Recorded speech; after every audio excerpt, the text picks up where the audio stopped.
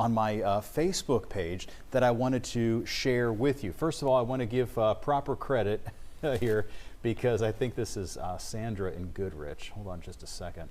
What we have here is frozen drops of drizzle. So it really isn't snow. And how do we know it's not snow? Well, take a look. It's not flakes. If you look really closely, these are tiny spheres of ice coming down. So if it were actually snow, it would be in the form of flakes, and you would see those, individual snowflakes in there. So it's still fun to see, and for the kiddos, it's still fun to kind of see snow, but it really isn't necessarily snow per se. All right, now let me share with you a lot of the pictures that we've been seeing. Now here is a hazard.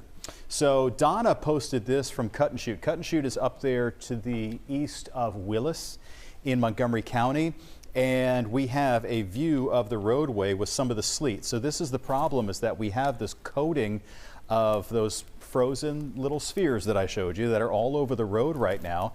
And obviously, it's very, very cold. Temperatures up there in the 20s.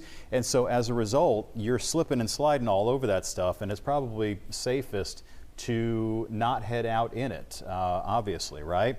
Let me share with you, again, some of the other pictures. I've been getting some great pictures this morning. Let's see. Hold on just a second. I have this pinned to the top of my Facebook page. And Allison's going to show you in a minute how you can send us some of your pictures, how you can share everything with us. So let me go ahead and, because they had some great pictures here. There we go, newest. So Kathy in Cypress just sent this in, and this is icing that's taking place. And so on this vehicle, you'll see that it is actually water, but that the water has frozen.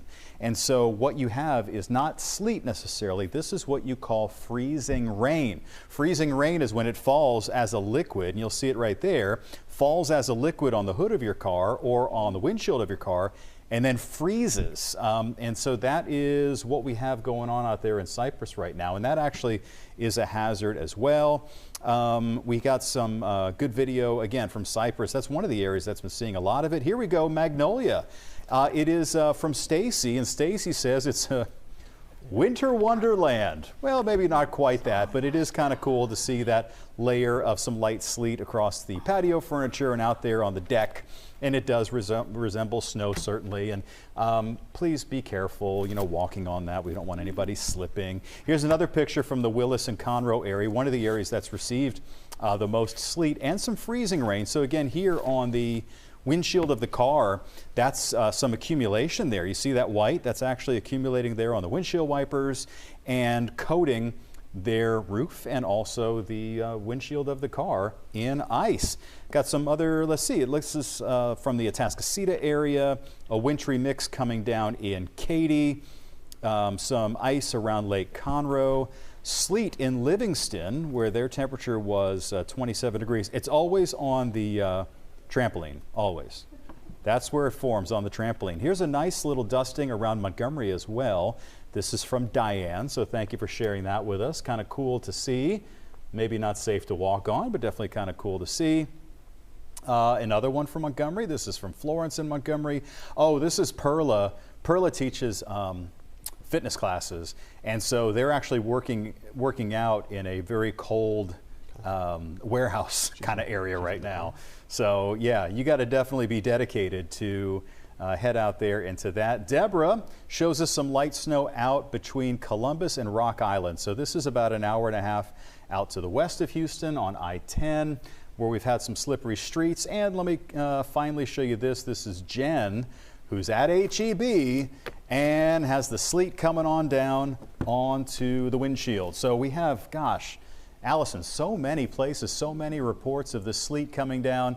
And we have a way here that folks have a sort of an easy way to share their pictures with us. That's exactly right. All you got to do is take your phone out right now, open the camera app, and then just point it at this QR code right here. I'll step out of the way, and what's going to happen is a little link's going to pop up below the QR code. You click on that. It's going to take you to our website, and that's where you can upload these photos. Now, Mike's been doing such a great job at showing everybody that's posted on Facebook, but this is going to be a link a little bit easier for you so that everybody here in the Fox 26 newsroom can see these pictures of what you are seeing in your neighborhood. But a friendly reminder that we're seeing all these pictures and it's fun to look at, but not necessarily super safe to drive in. You see these signs pretty much everywhere you go across Houston. Bridge ices before road. And that's exactly right. The reason being is that we are seeing cold air above the bridge as well as below. So we'll see that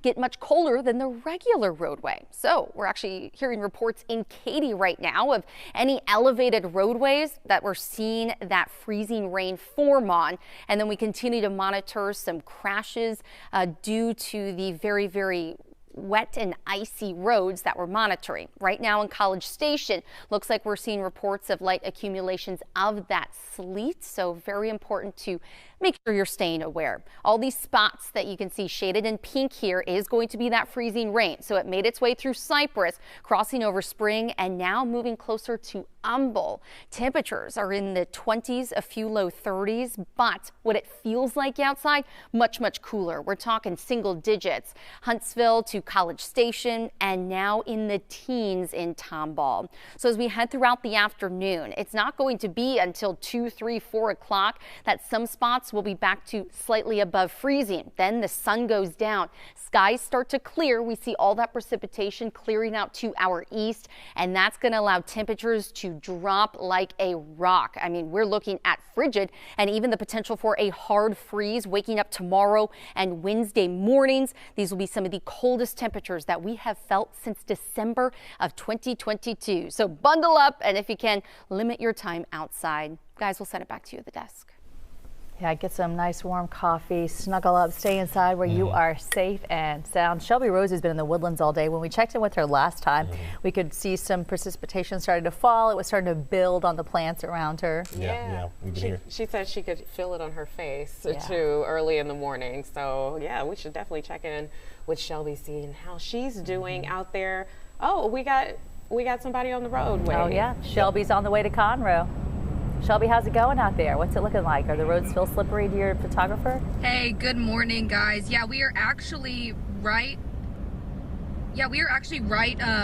Getting into Huntsville right now on Interstate 45 to give you an idea of exactly where we're at. We just passed the Sam Houston statue, and I will say from where we were in the Woodlands just driving up here, the roads can be incredibly slick. It is not consistent by any means. It is definitely the overpasses and the bridges like we have been talking about all morning. There have been just ice just covering both the shoulders as well as in between the lanes, people swerving and sliding. We've seen multiple people fishtailing in the road. It is definitely slick, and we've seen cars stalled on the side of the road as well as multiple first responder vehicles. I will say that it hasn't really affected traffic too much. Everyone is driving slower than normal, as they should, but traffic doesn't seem to be backed up too much. I mean, you can see it in your point of view right now. But as we're getting closer into Huntsville, we're not seeing as much ice on the roads as we did in between Conroe and Willis. That is definitely the spot that you need to be careful and look out for, especially if you're driving on Interstate 45. We are going to be looping back around and driving back south here shortly, and so we are going to continue to monitor the road conditions to see if there are any major wrecks that we can report on. And just as always, guys, if you have to drive out here, just be incredibly careful as you do. Give everyone plenty of space. All right, Shelby, thanks a lot. I know you're on the North Freeway. We've been looking at our Houston TransStar cameras. I'm actually looking at it right now on the North Freeway, but it's further south of where she is, at Spring Steubener specifically. We've been looking at a number of, I mean, you can see right here. It's just one accident. If you just watch this for just a couple of minutes, you'll see people spinning around. They're heading the wrong way on the freeway accidentally, and then somebody hits them. It's been over and over in that area. It seems same spot. Very dangerous in that area. And that's what they were talking about with that black ice and people not being able to tell how slippery the roads are, and they're just going at a regular speed. So definitely do not advise that if you do have to be out there. Slow down, give yourself some space and some time. Yeah. Let's go to Montgomery County now. Our Jade Fleury, she's live there with what conditions are looking like out there. Jade, how's it looking? Are you safe out there? Yep, we are on 249 here and we are headed towards the Tomball, Montgomery County area. The roads are very icy. We have already witnessed about 3 to 4 accidents so far. People are, well, right now you can see that the interstate is pretty much empty. The cars that we have seen on here have been driving slowly, but still, we've seen people slipping and sliding. Right now it's very foggy and hazy, but we have seen that freezing rain coming down. You can kind of see it on our windshield here as it has frozen. Right now it's damp, it's drizzly, it's that Texas wintry mix. Again, if you are on these roadways in Northwest Houston, we suggest that you drive very slowly. Honestly, anywhere in Houston if you're on the roads at this moment. Thanks, Jade. I was driving back from Austin last night and got into this same situation where the freezing rain was coming down so fast on my windshield. It looked like more that far right-hand side of your windshield I couldn't see and kept having to pull over to chip it off because your defroster can only keep up with so much. Now, I'm really happy to see that there aren't that many people out. Is this the less traffic you've seen in the Houston area? Yeah, this is the least amount of traffic we've seen so far. We were traveling up 45, eventually made it to the tollway, and now we're here on 249. But back a ways, like I said earlier, we've seen at least 3 to 4 accidents, people on these icy roadways, you know, unable to control their vehicles. So we just urge anybody who's driving right now to take their time. Does it look like people are driving too fast out there, Jade? Are people taking their time? What are you seeing in terms of the speed of traffic? Well, that one car that just passed us was definitely going probably faster than they should be right now. But it seems like the people that notice the ice on the road, they are taking their precautions. They're taking it slowly. This car right here is kind of going, you know, the average speed. They're not going the speed limit though. The cars are going slowly and they're staying below the speed they need to be. All right, well, keep buckled up. You two be as safe as you possibly can, and thank you for giving us an idea of what it looks like out there so we don't have to get out ourselves to find out. It's so important, especially if you're headed out. It does not matter what vehicle you're driving, whether you're driving a semi, whether you're driving an SUV, whether you're driving a regular sedan, any vehicle can slide. Yeah. I mean, we showed you the 18-wheeler just earlier, how that flipped over. It does not matter what you're driving. Take it slow. And like I've been saying all morning, if you are going to be on the roads, it's icy, do not stomp on your brakes because that makes it 10 times worse. I mean, your car cannot control that. People in Texas don't really know how to drive because we don't get it enough. So it's really important to keep those reminders out. One thing that is so concerning as we think about Houston's homeless, we have a very large population, but luckily we have some saints who are always making sure that they're safe. Let's join right now Scott Arthur. He's on the phone with us from the Star of Hope. Scott, you do so much for our community. Thank you for taking time on a really busy day to help us out. Talk to us. Good morning. It's my pleasure, and thank you for listening to what we have to say. Well, we know that you have been building up to this and preparing and getting as many Houstonians ready for this as you can. Tell us about your efforts and perhaps any needs that you have right now that we might be able to help spread the word about. Well, for the last couple of days, we have been giving out blankets from 10 until 1 o'clock here at 1811 Ruiz, which is our men's development center. We are at capacity at not only the men's center here, but also at our Women and Family Development Center, which is off of 288 and Reed Road. So back here in the city, it's not people who have cars, it's people who don't have anything, any homes or anything like that. And because of that, they're hunkering down right now, and there's hundreds and hundreds of people on the street that are trying very much to survive, not just keep warm, but survive, because literally, it's, as you know, going down to maybe 21, 22 degrees, and that is deadly. And we are making sure that we have as much space as we can here to keep them warm. And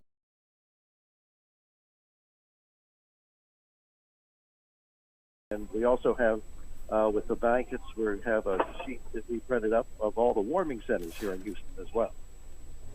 So I know the city, like you just referenced those warming centers. The city of Houston has over a dozen, I believe you were reporting 17 or 18 warming centers all across the city.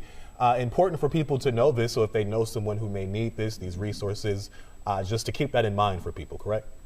Absolutely. And if you see somebody and they look like they need some help, just call 311 and they'll refer you to an agency and make sure that that person does get some help. And Scott, I remember last time I saw you, it was a while back, last time we had a cold drop in temps like this, and the shelters were almost at capacity. So I was wondering if where you are now, do we still have Scott on the phone? Yeah, I'm here, and yes, we are now, as of about 10 minutes ago, at capacity, which means that we probably have about 300 people in our building at this moment. My goodness, so it's very busy. If for someone who's just feeling helpless right now and they want to help out, what does that look like? What could we do? Where could we bring any supplies? And can you bring gently used items? I feel like everybody probably has extra blankets and maybe even old jackets hanging in a closet. Would that be able to help out in any way? Absolutely, and we need gently worn clothes, and I will tell you, if they're gently worn, once they get here, they will be immediately worn. We need lots and lots of blankets, because it's not just one blanket that we give these folks. They'll take 2 or 3 blankets just to sleep on, like a mattress, and then they'll take 2 or 3 to wrap around, and if with the sleet and the precipitation they get soiled, they throw them away. We also need hats and scarves and gloves and anything that you would need in cold weather to stay warm. If you can share it with us, starting tomorrow, we will be taking donations again at 2 locations. One is our DDC location, which is downtown at 2320 Lamar, and the other is at 288 and Reed Road at 2575 Reed Road. And that's good timing, because, you know, lots of people had a New Year's resolution to declutter, to organize. So hopefully many of you out there have things ready to go to help out the Star of Hope. And again, Scott, I want to mention this because you're also accepting monetary donations as well. Absolutely. Anytime. You know, it's always the right size and color. That is a perfect way to put that. Anything that we can do to help out. Well, Scott, thank you for taking time to talk to us. We know it's a busy time. If we can help it any other way, you know how to find us, and we're here to help. Thank you so much. All right. So many people in He has a heart of gold. He leads that organization and does everything he can to make sure that so many people have the help that they need. Yeah, you can't ignore the amount of people who may need assistance somewhere to stay during this weather. It's easy to say stay at home, but there are some people who don't have a home to stay at.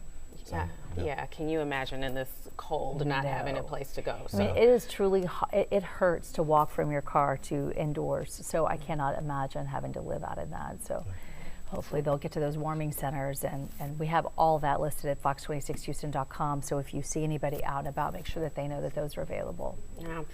All right, so let's go ahead and check in with our Nate Griffin, who is heading to Waller and off of I-10. Is this correct, Nate? Or an I-10 and 99, you're heading to the 18-wheeler accident we've been talking about this morning.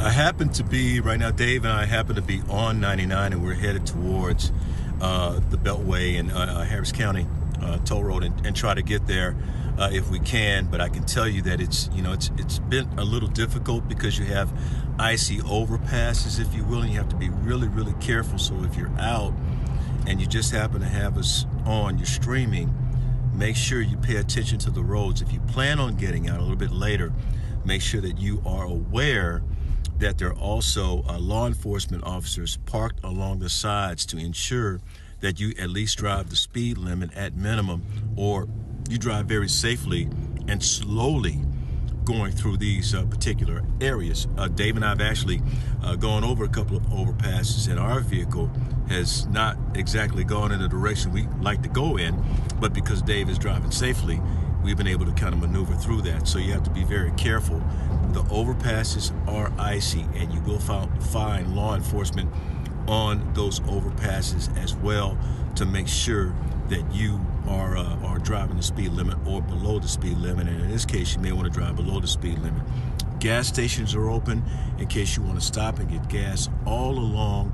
And right now we're on 99. We're headed towards where are we going? That's right, the toll road. So to go to Brookshire, so we should be pretty safe in that regard. But I will also tell you that there are not lots of cars out. I think a lot of people are actually staying at home because they realize the danger of traveling on the road. So make sure if you're going to travel, you take the necessary precautions, guys. We're live here as we continue our journey. Nate Griffin, Fox 26 Morning News. Oh, you're in good hands. I've taken many a trip with Mr. David Lanier there, so I know he's got you covered, all buckled in, right? Yes, ma'am. No doubt. All right. Well, you guys be careful. Watch the other drivers. That's what scares me, is the people who are just feeling real brave and they're just driving too fast. All right, Nate, we'll be checking in with you. Thanks for letting us know what's going on and bringing us any updates. Okay. All right.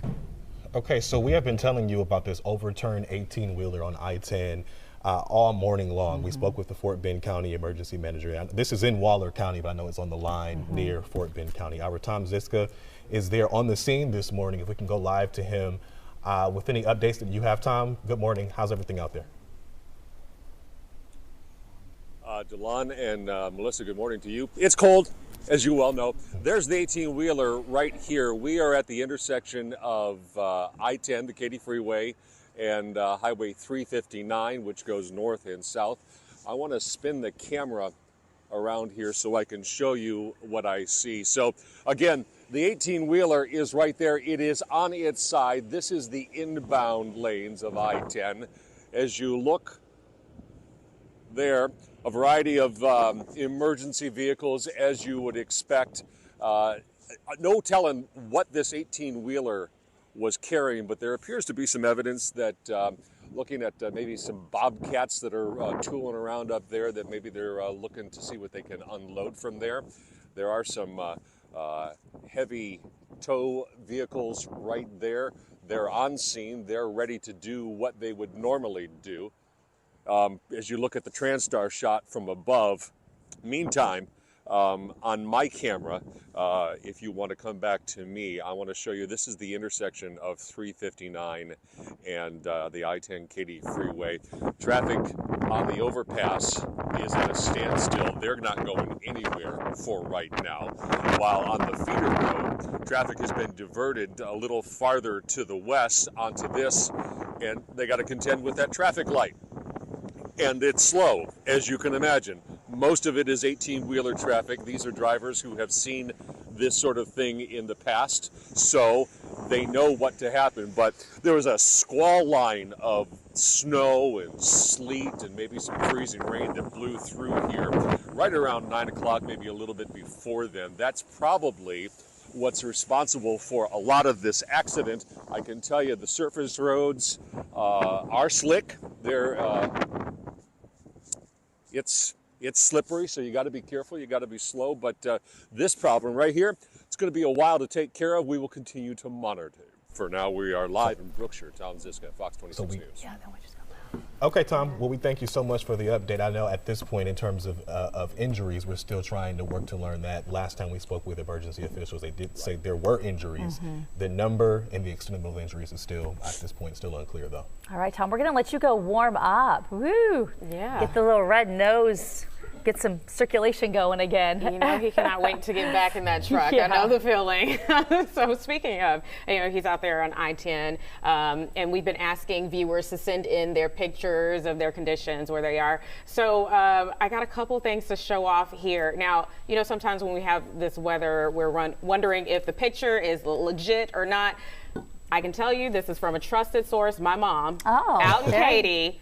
So we trust your mom. Yes, these are the drizzle drops that Mike was talking about. It's not snow, it looks like it, but you got drizzle drops happening out there. And then also the next set of pictures, this is also in Katy. So this is from Emily of Houston Dog Go Pics. She sent in a few pics of her pups there enjoying the drizzle drops out there that way. So you guys can continue to send in your pics to Fox 26 Houston Houston on our social media pages, and we may be able to share them throughout the day. So that's a Texas dog. It has to be saying, "What am I sitting on? That hurts." Right? It's cold. What is going on here? What's happening? My paws.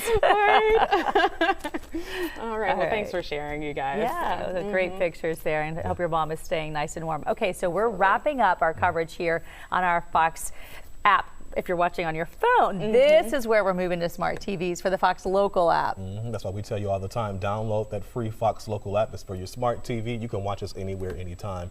Obviously, if you're near a smart TV. We're going to continue this coverage throughout, I believe, 12:30. So we'll be on for the next 2 hours to keep you covered with an update on traffic and everything in between. And you know what I love that we're doing today is because so many times you want to know information outside of a newscast, and that's what we're doing. We've got you covered until 12:30 today on that smart app, and then we'll also be doing the same from 3 to 6, and then you can catch everything else in between on all of our newscasts. So that's a huge thing as we take a look outside at those rough roadways. This is in Conroe right now. All right, so don't forget Fox Local app on your TV, Fox Weather app, and Fox 26 app on your phone to stay posted to all of these weather alerts and conditions. Yeah, we aren't going anywhere. Keep it right here if you're on the Fox Local app. If not, head to it. We'll be right back with much more.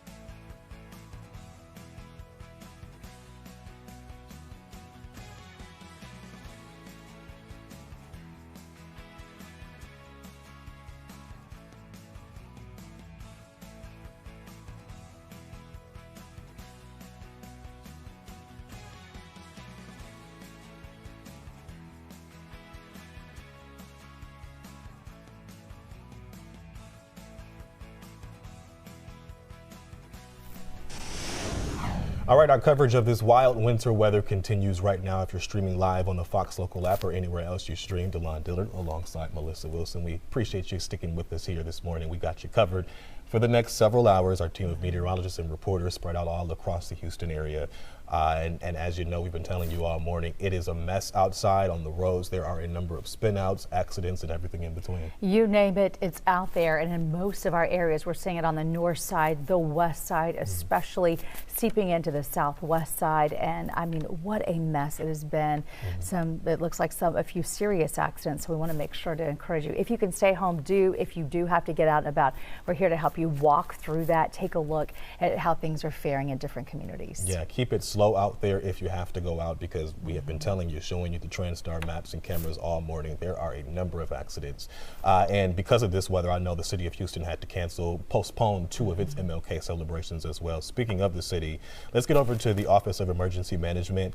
We have Brent Taylor on the phone joining us this morning. Brent, are you there? Good morning. Brent, do we have you? Can you hear us?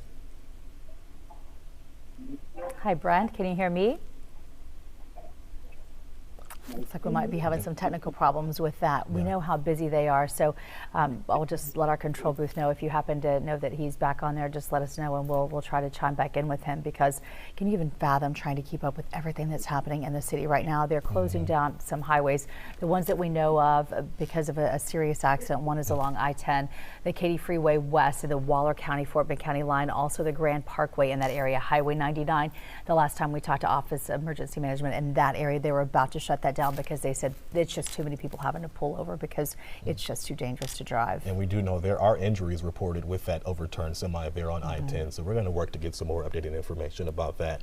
In the meantime, let's check in with Chief Meteorologist Mike Iskovitz and our meteorologist Allison Gargaro. They've been here all morning keeping us posted. What's the latest, guys?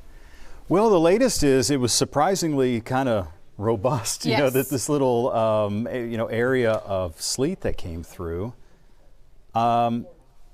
And surprising how much of a hazard it's causing on the roadways, too. That's exactly right. That winter weather advisory at first was just for the northwestern counties, but now that's been expanded all the way to our coastal zones, meaning really anywhere across the viewing area could be seeing that freezing rain, especially to the southeast. Keep an eye out, because as soon as that temperature drops below 32, easily could be. And you know what's tricky is that we're going to get very, very cold tonight, like low 20s. Sometimes, though, once the ice hangs around for a while, it can sublime or sort of evaporate, basically go away if the air is dry enough. So that's fingers crossed that we'll have enough time between the sleet that's falling now and overnight tonight that maybe the ice will begin to dissipate a little bit. But, I mean, it's 20, 21, 23 out there. I mean, the temperatures really are pretty crazy cold, especially to the north and west of Houston. So that's obviously an area of concern, too. And that's where we saw earlier this morning the big accumulations making its way from Cypress to Spring, now on the east side. Now making it to the east side, yeah. One thing I forgot to talk about this morning was space heater safety. That's so important. I know. When we get cold like this, a lot of times, well, some people don't have central heat, or even the people who do, maybe for some reason it's not working and you run a space heater, that can cause house fires, that can cause some really, people have died that way. So we want to make sure that doesn't happen. Don't leave them running unattended. You're not supposed to use an extension cord because they pull a lot of power. So you're not supposed to use an extension cord. Don't leave them around kids, or anything that could catch on fire. Like a lot of things like curtains, blankets. Curtains will set on fire, blankets and things like that. And then before you know it, your house is engulfed, So we want to make sure that doesn't happen. Obviously, car accidents are a threat in weather like this. But as long as you stay put, most of the time it's just a chill out kind of day. It really is. And for a lot of folks, you're going to have to bundle up. I mean, you take the dogs out really quick and then come right back in. Yes. Because we're talking about wind chill values in the teens, but some spots in the single digits. That does not happen around here very often. No. That we show you a map and the wind chill is like 8, or something like that. It's really pretty rare. So I did get stuck outside earlier. Yes. It was pretty cold. But we made it. We made it. So rarely do we ever deal with stuff like this. Now, you've spent most of your life in the Sun Belt kind of area, 100%. Like Arizona, Florida, Texas. but you have also spent some time up north, like DeLon. Yes, both Michiganders. Yeah. So, you know, what kind of tips? I mean, like DeLon was saying, like if you find yourself in a slide, don't slam on the brakes. Yes. And so I actually called my dad yesterday because I didn't have my driver's license when I lived in Michigan, meaning I was 12, so I couldn't drive. So I've never really driven in the ice. But my dad was explaining to me, okay, you're driving forward, and maybe your right wheels start to veer off to the right. You actually want to turn your wheel toward the right. In the direction of the spin. Yes.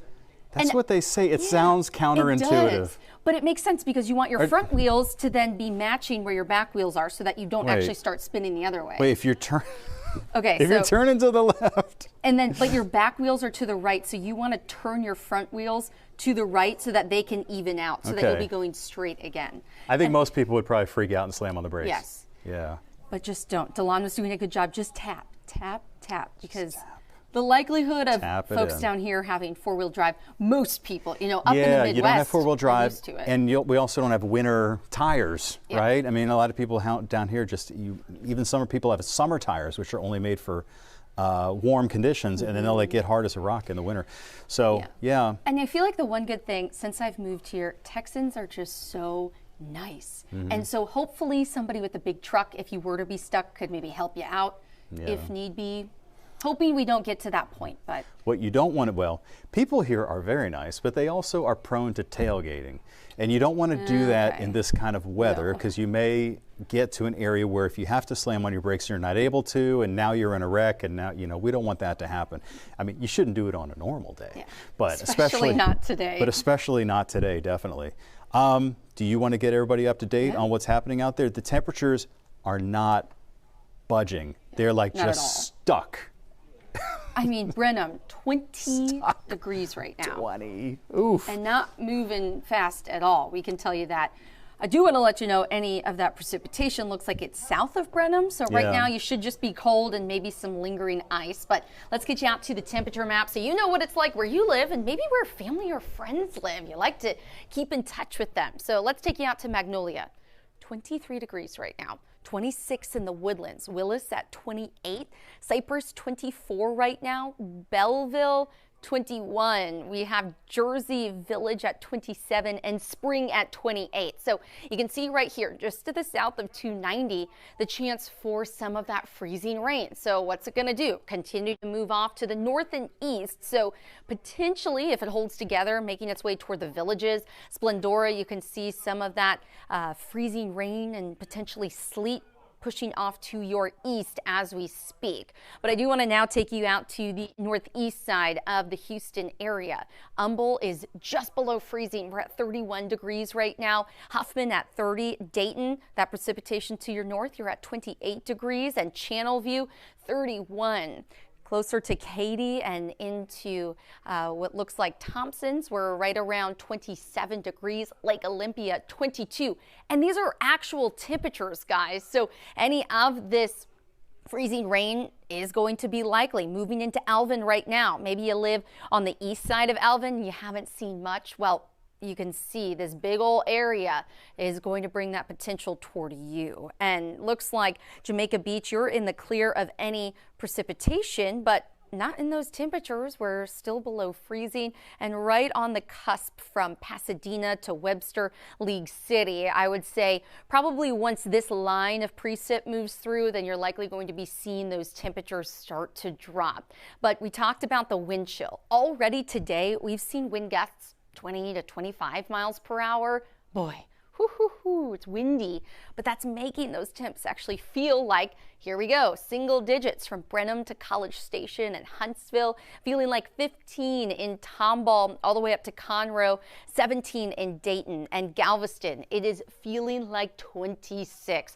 So we talk about being prepared, and I think everybody has done so just because you've seen the weather forecast right here on Fox 26 on social media, and we're talking about limiting your time outside. And if you are going to be out, dress in layers. Make sure you're covering those extremities, your head, fingers, toes. You don't want any exposed skin if you are going to be outside for longer than, you know, let's say 10, 15 minutes to make sure the dog is good. Here's a look at what we could be seeing, not only in the skies, this is that wintry precipitation, the chance for that freezing rain and sleet, but also temps. So we're talking noon. In about an hour and 15 minutes from now, we're still going to be seeing temperatures below freezing from Cleveland to Sugar Land, Wharton, Katy, even into Brenham.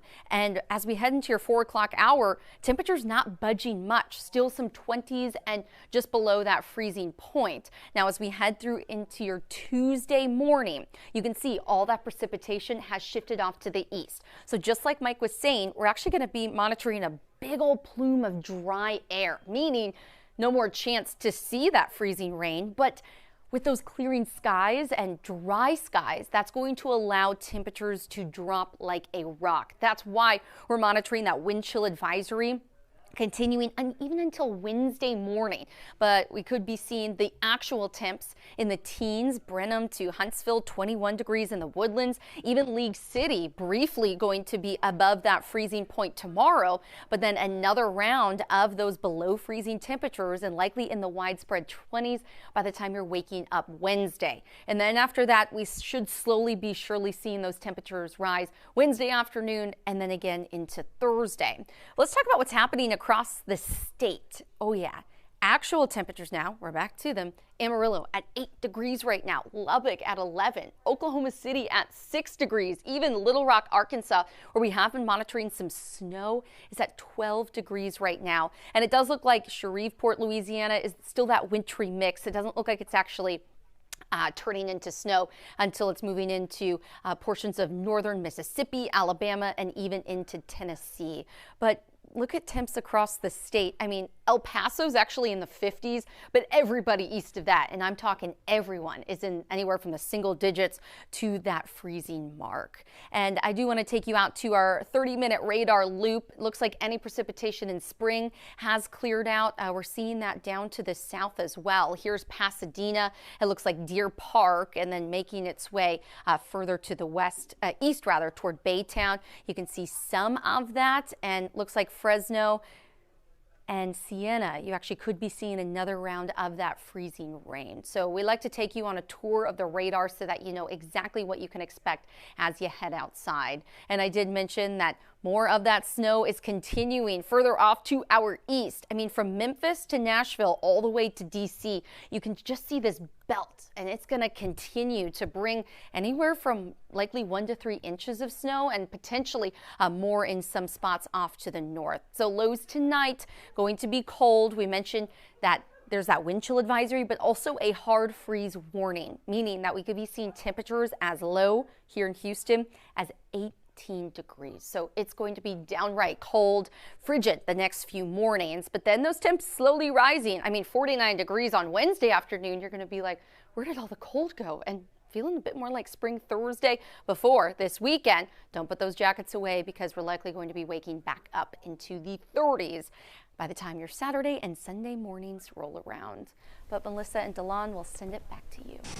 All right, Allison, thanks a lot. You and Mike as well for all of your hard work this morning. I did want to note something here. I was just checking FlightAware because obviously some people may have to travel this morning if you can even get to the airport safely. Bush right now is reporting 185 cancellations today alone, along with 142 delays. Hobby is reporting 35 cancellations. This is just today, and I mean, we're at 10 a.m. And 48 delays, so you can imagine that number will likely skyrocket as the day continues. Wow, a lot of people having to make plans. Maybe they're stuck here for a little bit longer. Hope they can stay home, stay warm wherever they came from. Maybe have to go back, check back into a hotel until it clears out in a few days. If you can even make it. Yeah. All right, let's check in now with the city of Houston. We referenced this earlier. Both of the parades here in Houston are postponed in the meantime because of this weather. Let's check in with Brent Taylor. I believe we should have him now from the Office of Emergency Management here in Houston. Brent, good morning. We got you. Good morning. Good to speak with you today. Great. Thank you for being here with us. We're glad to have you. Thanks for sparing a couple of minutes because we know you're busy. In terms of the roads and everything you're dealing with right now in the city of Houston, can you get us up to speed? What are you seeing for Houstonians? Well, you know, we've been monitoring this for days and days at this point. Obviously, recently they had to make some changes and postpone the MLK parade that was supposed to happen this morning.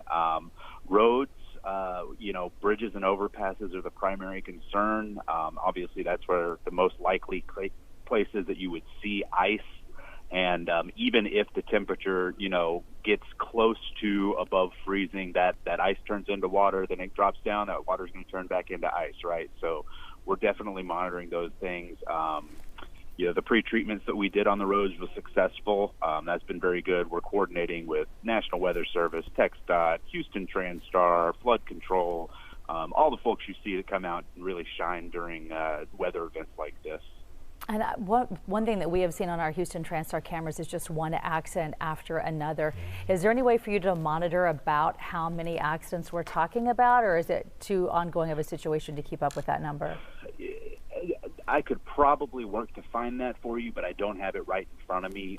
But no, you're right. I mean, the roads, even in, with the minimal precipitation that we've seen, people don't see it, so they don't think it's there, and they end up crashing out. So we do encourage everyone to stay safe, to minimize unnecessary travel. Crank that fireplace up at home and watch a Hallmark movie or something. Let's stay safe and stay warm. So I know, obviously, this is ongoing, so numbers and things like that will increase, potentially increase as things progress. Have you known of any injuries as of right now when it comes to any of the accidents here in Houston? That's not something I'd be able to speak about right now. Really, our goal, like I said, is to get people, make sure that they have the awareness of this is, and thank you to our media partners, right, because y'all are showing these stories as they're happening today. So people can see as they're watching Fox 26 this morning and say, that's what's going on. And now here's the city telling me, stay off the roads, right? Or here's the city telling me, have that plan, and know to check in on my neighbors to make sure my neighbors or my elderly, grandmother who's living alone, make sure they're doing all right. So really what we want to do is encourage people to look out for one another. And it's been encouraging so far to see that we have been able to maintain power supply for most homes. Only about 5,000 is what we've been seeing throughout the morning without power as far as CenterPoint Energy customers are concerned. But I think it's always still so important during these things, just in case someone's power, to go out. What are some things you want to make sure that they remember, certainly with generators, to keep it far away from the home, make sure those fumes aren't coming in anywhere. It's so easy for that to happen.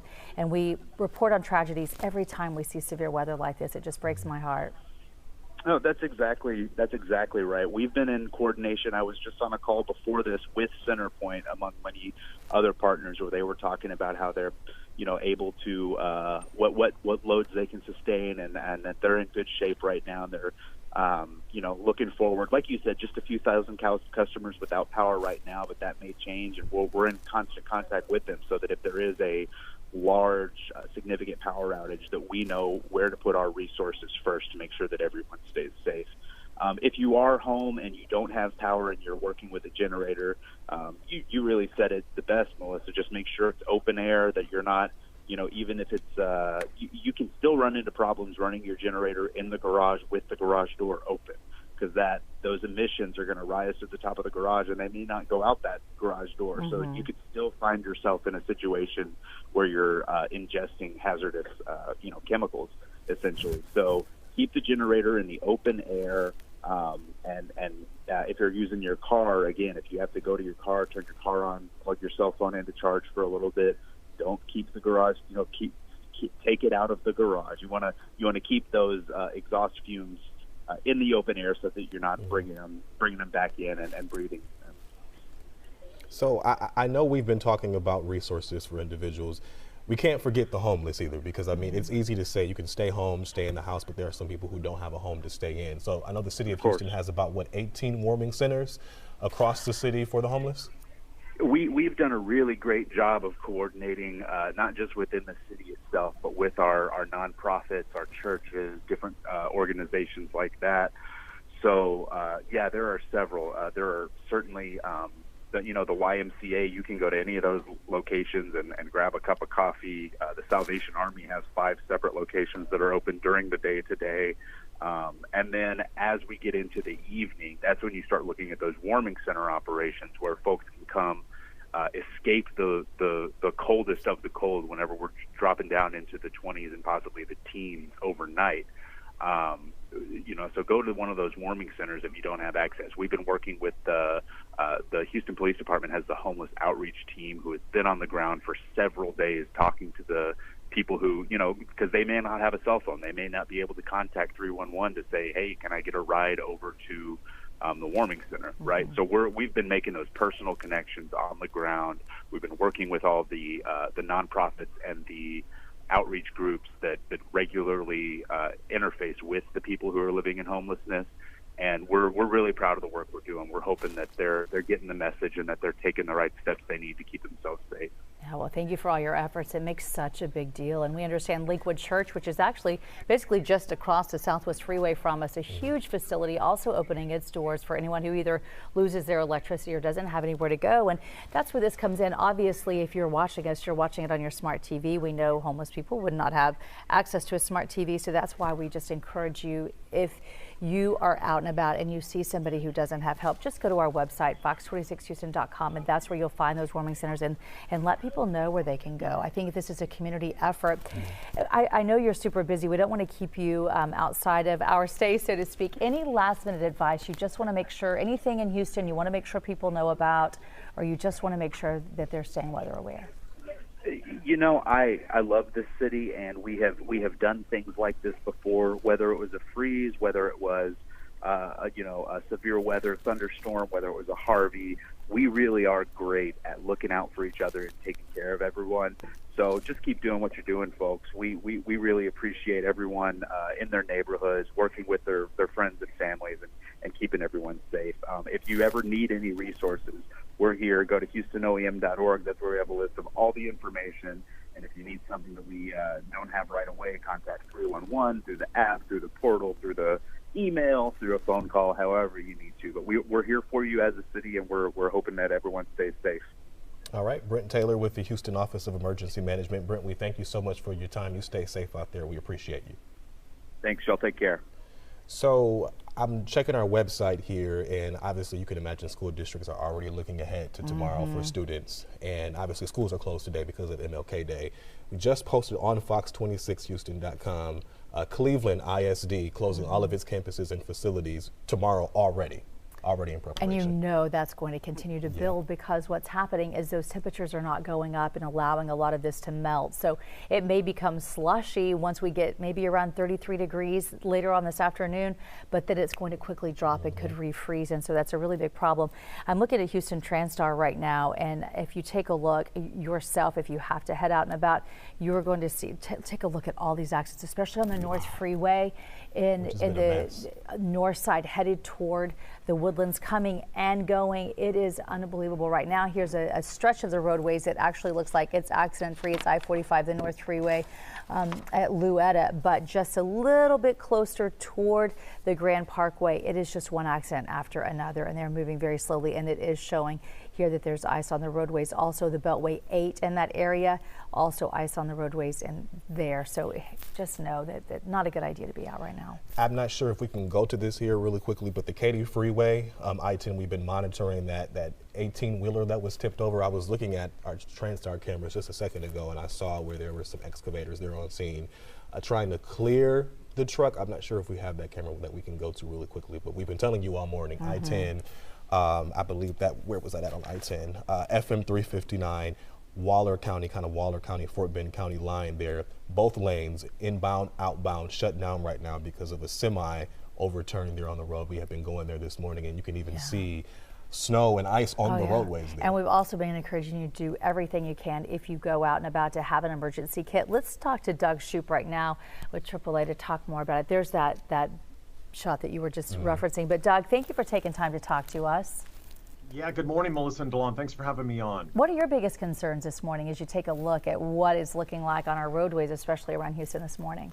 Yeah, unfortunately, many of the crashes that first responders are heading out to happen because people are still just driving way too fast for the conditions. And so AAA Texas reminding everybody, if you do have to be out there today, whether to go to work or to check on elderly loved ones, make sure you slow down and also leave plenty of room between your vehicle and other vehicles in front of you. You want to allow for at least 3 times more the space that you normally would, because we can't drive today like we would on a normal winter day when it's in the 50s, 60s, or even 70s in Southeast Texas.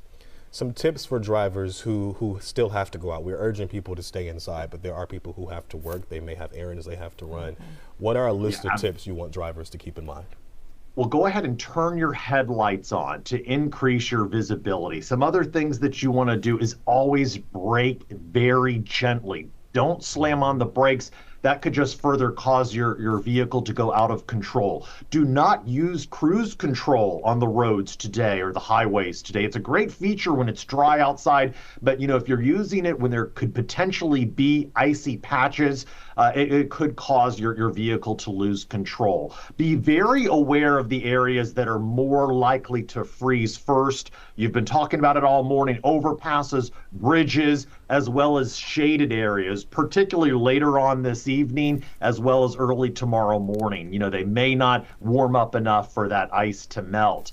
Some other things that you want to do is be cautious on rural roads or infrequently traveled roads because they may not be cleared or treated. And then finally, we want to remind people about Texas's slow down, move over law. We've got a lot of first responders that are out there on the highways today. We have a lot of tow truck operators, and Texas's slow down, move over law requires you to get out of that lane closest to an emergency vehicle with the lights flashing. If you can't safely get out of that lane, you need to slow down to 20 miles below the posted speed limit. And that's just to protect the first responders, the tow truck operators that are trying to help stranded drivers out there. We need to give them the space that they need to safely do their jobs. Yeah, and I would say it's more important than ever to change lanes and get out of there in case you hit a slick patch. You do not want to hit someone who's out there trying to help someone on the side of the road, which we see all the time.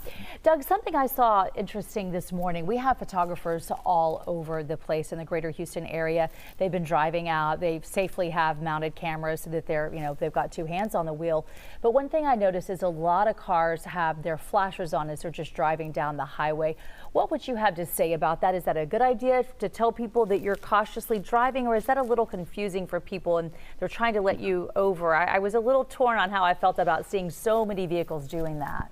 Yeah, it's a good question. It's not recommended because it can cause confusion. Typically, those flashers are used to indicate that your vehicle is disabled, to alert other drivers that you're slowing down or you're stopped. So you really don't want to be using it.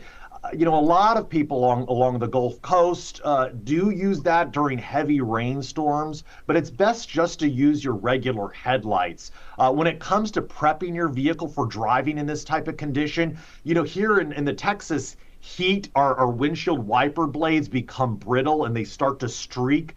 Go ahead and replace those before heading out if they're streaking so you can clearly see out of your windshield. And also, your tires are critical to maintaining traction on wet pavement. So make sure that they are properly inflated and check your tire tread. If you have to be out there driving long distances, get a quarter, put it upside down in the grooves of the tire. If you see the top of George Washington's head, that means that your tire tread is too low and you really should replace those tires before driving on them. And then also, check your headlights, your taillights, your turn signals. Make sure that they're all working properly because you want other drivers to know what your intentions are out there when you're on the roadway. Quick question I want to ask you, because I moved here about a month ago from up north. When we deal with snowstorms, ice storms and things, oftentimes police, emergency management officials tell people, just say if you're in a minor accident, a minor crash, you hit someone hits you, just exchange your insurance information and then deal with it later versus being out on the roads trying to deal with this. Would you advise that? Because emergency officials, police, fire, all of them are going to be so busy, and it's going to be, it's tough to call someone and for them to get there to you safely. Right, and you may have to wait longer than normal. Yeah. So, it really is based on what law enforcement officers are advising the public right now if they do get into a minor fender bender, a minor collision. But it is important to try to get out of the lanes of traffic as far away as you possibly can and stay inside the vehicle with your seatbelt on to call for help, whether it's calling law enforcement or calling AAA Texas to get that tow. You want to stay inside your vehicle, especially with the potential for slippery roads out there. You don't want to be standing outside your vehicle, for fear of another vehicle losing control and sliding into you. It's a very dangerous situation. So it's always best to stay inside the vehicle, try to get the vehicle off or away from the lanes of traffic as far away as you can, and call for help for inside your vehicle. Never try to push a vehicle to the next exit. I mean, that's just a recipe for disaster. And unfortunately, we do hear about people being seriously injured or even killed when trying to push a disabled vehicle to the next exit. Just wait for AAA Texas, wait for other help to get to you, and just know that you may have longer wait. So it's really important when you are driving, get blankets, get sweaters, get gloves, get hats. Keep that in your car with some non-perishable food, some bottles of water, an emergency roadside kit, with a triangle alerting other drivers that you've encountered some roadside trouble. Get that emergency roadside kit in your vehicle as well if you do have to be traveling today. And we've talked to some tow truck drivers, and I've seen a lot of their posts online talking about how your car might have been doing pretty well, but if it's older and it was a little bit on the verge, how these colder temperatures can put you there unexpectedly. Maybe you're not used to having car trouble. What would you want people to think about to put in an emergency kit to have in their car just in case they find themselves stranded if they have to get out and about?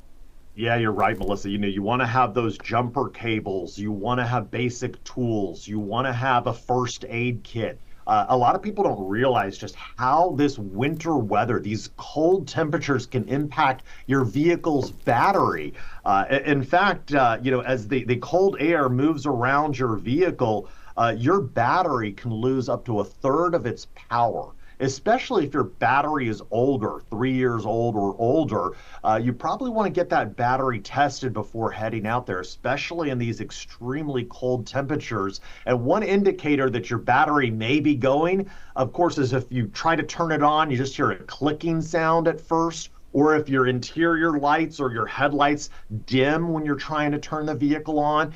That's a sign. Those are both signs that the battery is struggling. So ways to kind of protect your battery a little bit more, keep your vehicle parked inside a garage if you can, but you never want to warm up your vehicle inside an enclosed area. That's an important thing to remember also. And then before, turning the vehicle off, go ahead and turn off the AC or the heater, unplug the car chargers. All of that can continue to drain your battery. You want to unplug everything before getting out of that vehicle. All right, Duck Shoop, we thank you so much for all of this information with AAA. We appreciate you. Thank you so much. Anytime. Stay safe, everybody. You are just great on all that valuable information, just getting it out to us. Thank you for that.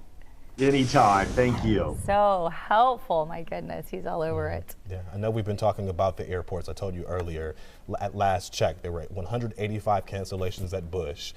Today, this is just today alone, 35 cancellations at Hobby. We've just learned, producer just told us in our ear, there's a ground stop at Bush until 12:30. We'll see how long that goes, and I can imagine this may also happen at Hobby more than likely. Just think about how this is affecting the entire country, because a lot of areas we think we have it bad have it even worse than us, and so it's a problem that's just going to be lingering. It's going to take days, maybe even a week, for everyone to get back on track with these flights, because tomorrow looks to be the same situation. So here we'll go again, can't recover then. So you just keep calm. If you were trying to get out of Houston, it may be a little bit. Take some Zen, keep We'll it give chill. you some warm Southern hospitality, right? Yeah, we got you covered here. Okay, so we've been telling you all morning also about an overturned 18-wheeler. This is out southwest, I-10. I believe, where was this at? I-10 FM 359. FM 359. Yeah, let's go live out there now to Tom Ziska. He gave us an update earlier. What's the latest out there, Tom? Well, Melissa, good evening to you, or rather, good morning. Sorry, I'm used to working nights. So right over my shoulder there, we've kind of changed positions, but the 18-wheeler is at the kind of the left end on your screen of the blinking lights here. This happened a few hours ago at this point. I was talking to some folks at a gas station about a quarter mile down the road. They were here, they say, when it happened. Again, they're telling me what they saw, what they heard. We've not heard from authorities, but they say that there was already some rain that had moved through, so the roads were icy. Some law enforcement was there just over the crest of the overpass working a separate accident when this 18-wheeler came over, saw the emergency vehicle, and may have kind of jammed on the brakes and tried to make an emergency stop, and that's when it went off to its side and lost its load. We do not know the extent of any injuries that may have happened in that. We did hear from authorities that there was some, though we don't, again, know the extent of those injuries. In the meantime, this is a slow process. It's going to take a while. There's a front-end loader that they're picking up whatever was that trailer and putting it in a dumpster right now. Traffic, meantime, to the west of here has been diverted to the feeder road. That's the traffic you see. Outbound traffic on the Katy Freeway is also being diverted here in Brookshire, away from the highway. So coming and going is slow here on the Katy Freeway out here at 359. There is no estimate on how long it will take for this scene, this 18-wheeler that's now on its side on the inbound lanes, to be cleared. So a mess here as the roads continue to be icy. There's some precipitation and it's cold, and it is what it is out here, and this is part of the problem. Out in Brookshire, I'm Tom Ziska, Fox 26 News. I'll ask you here. I know you're a little ways away from the scene. Not sure if you can tell what exactly was inside that semi, because we could see from our TrendStar cameras where there were, like you said earlier, bobcats out there trying to remove whatever was inside of it. Could you tell from where you were what's inside? Yeah, Delon, it fell away from my vantage point when I was a little bit closer. All I could see from the other earlier vantage point that I talked to you was the bottom side of that panel trailer there. So whatever is inside was inside, got spilled away from my vantage point. So all I've seen is that bobcat kind of picking up clumps of stuff and dumping it into the dumpster. Hard to tell exactly what it was at this point.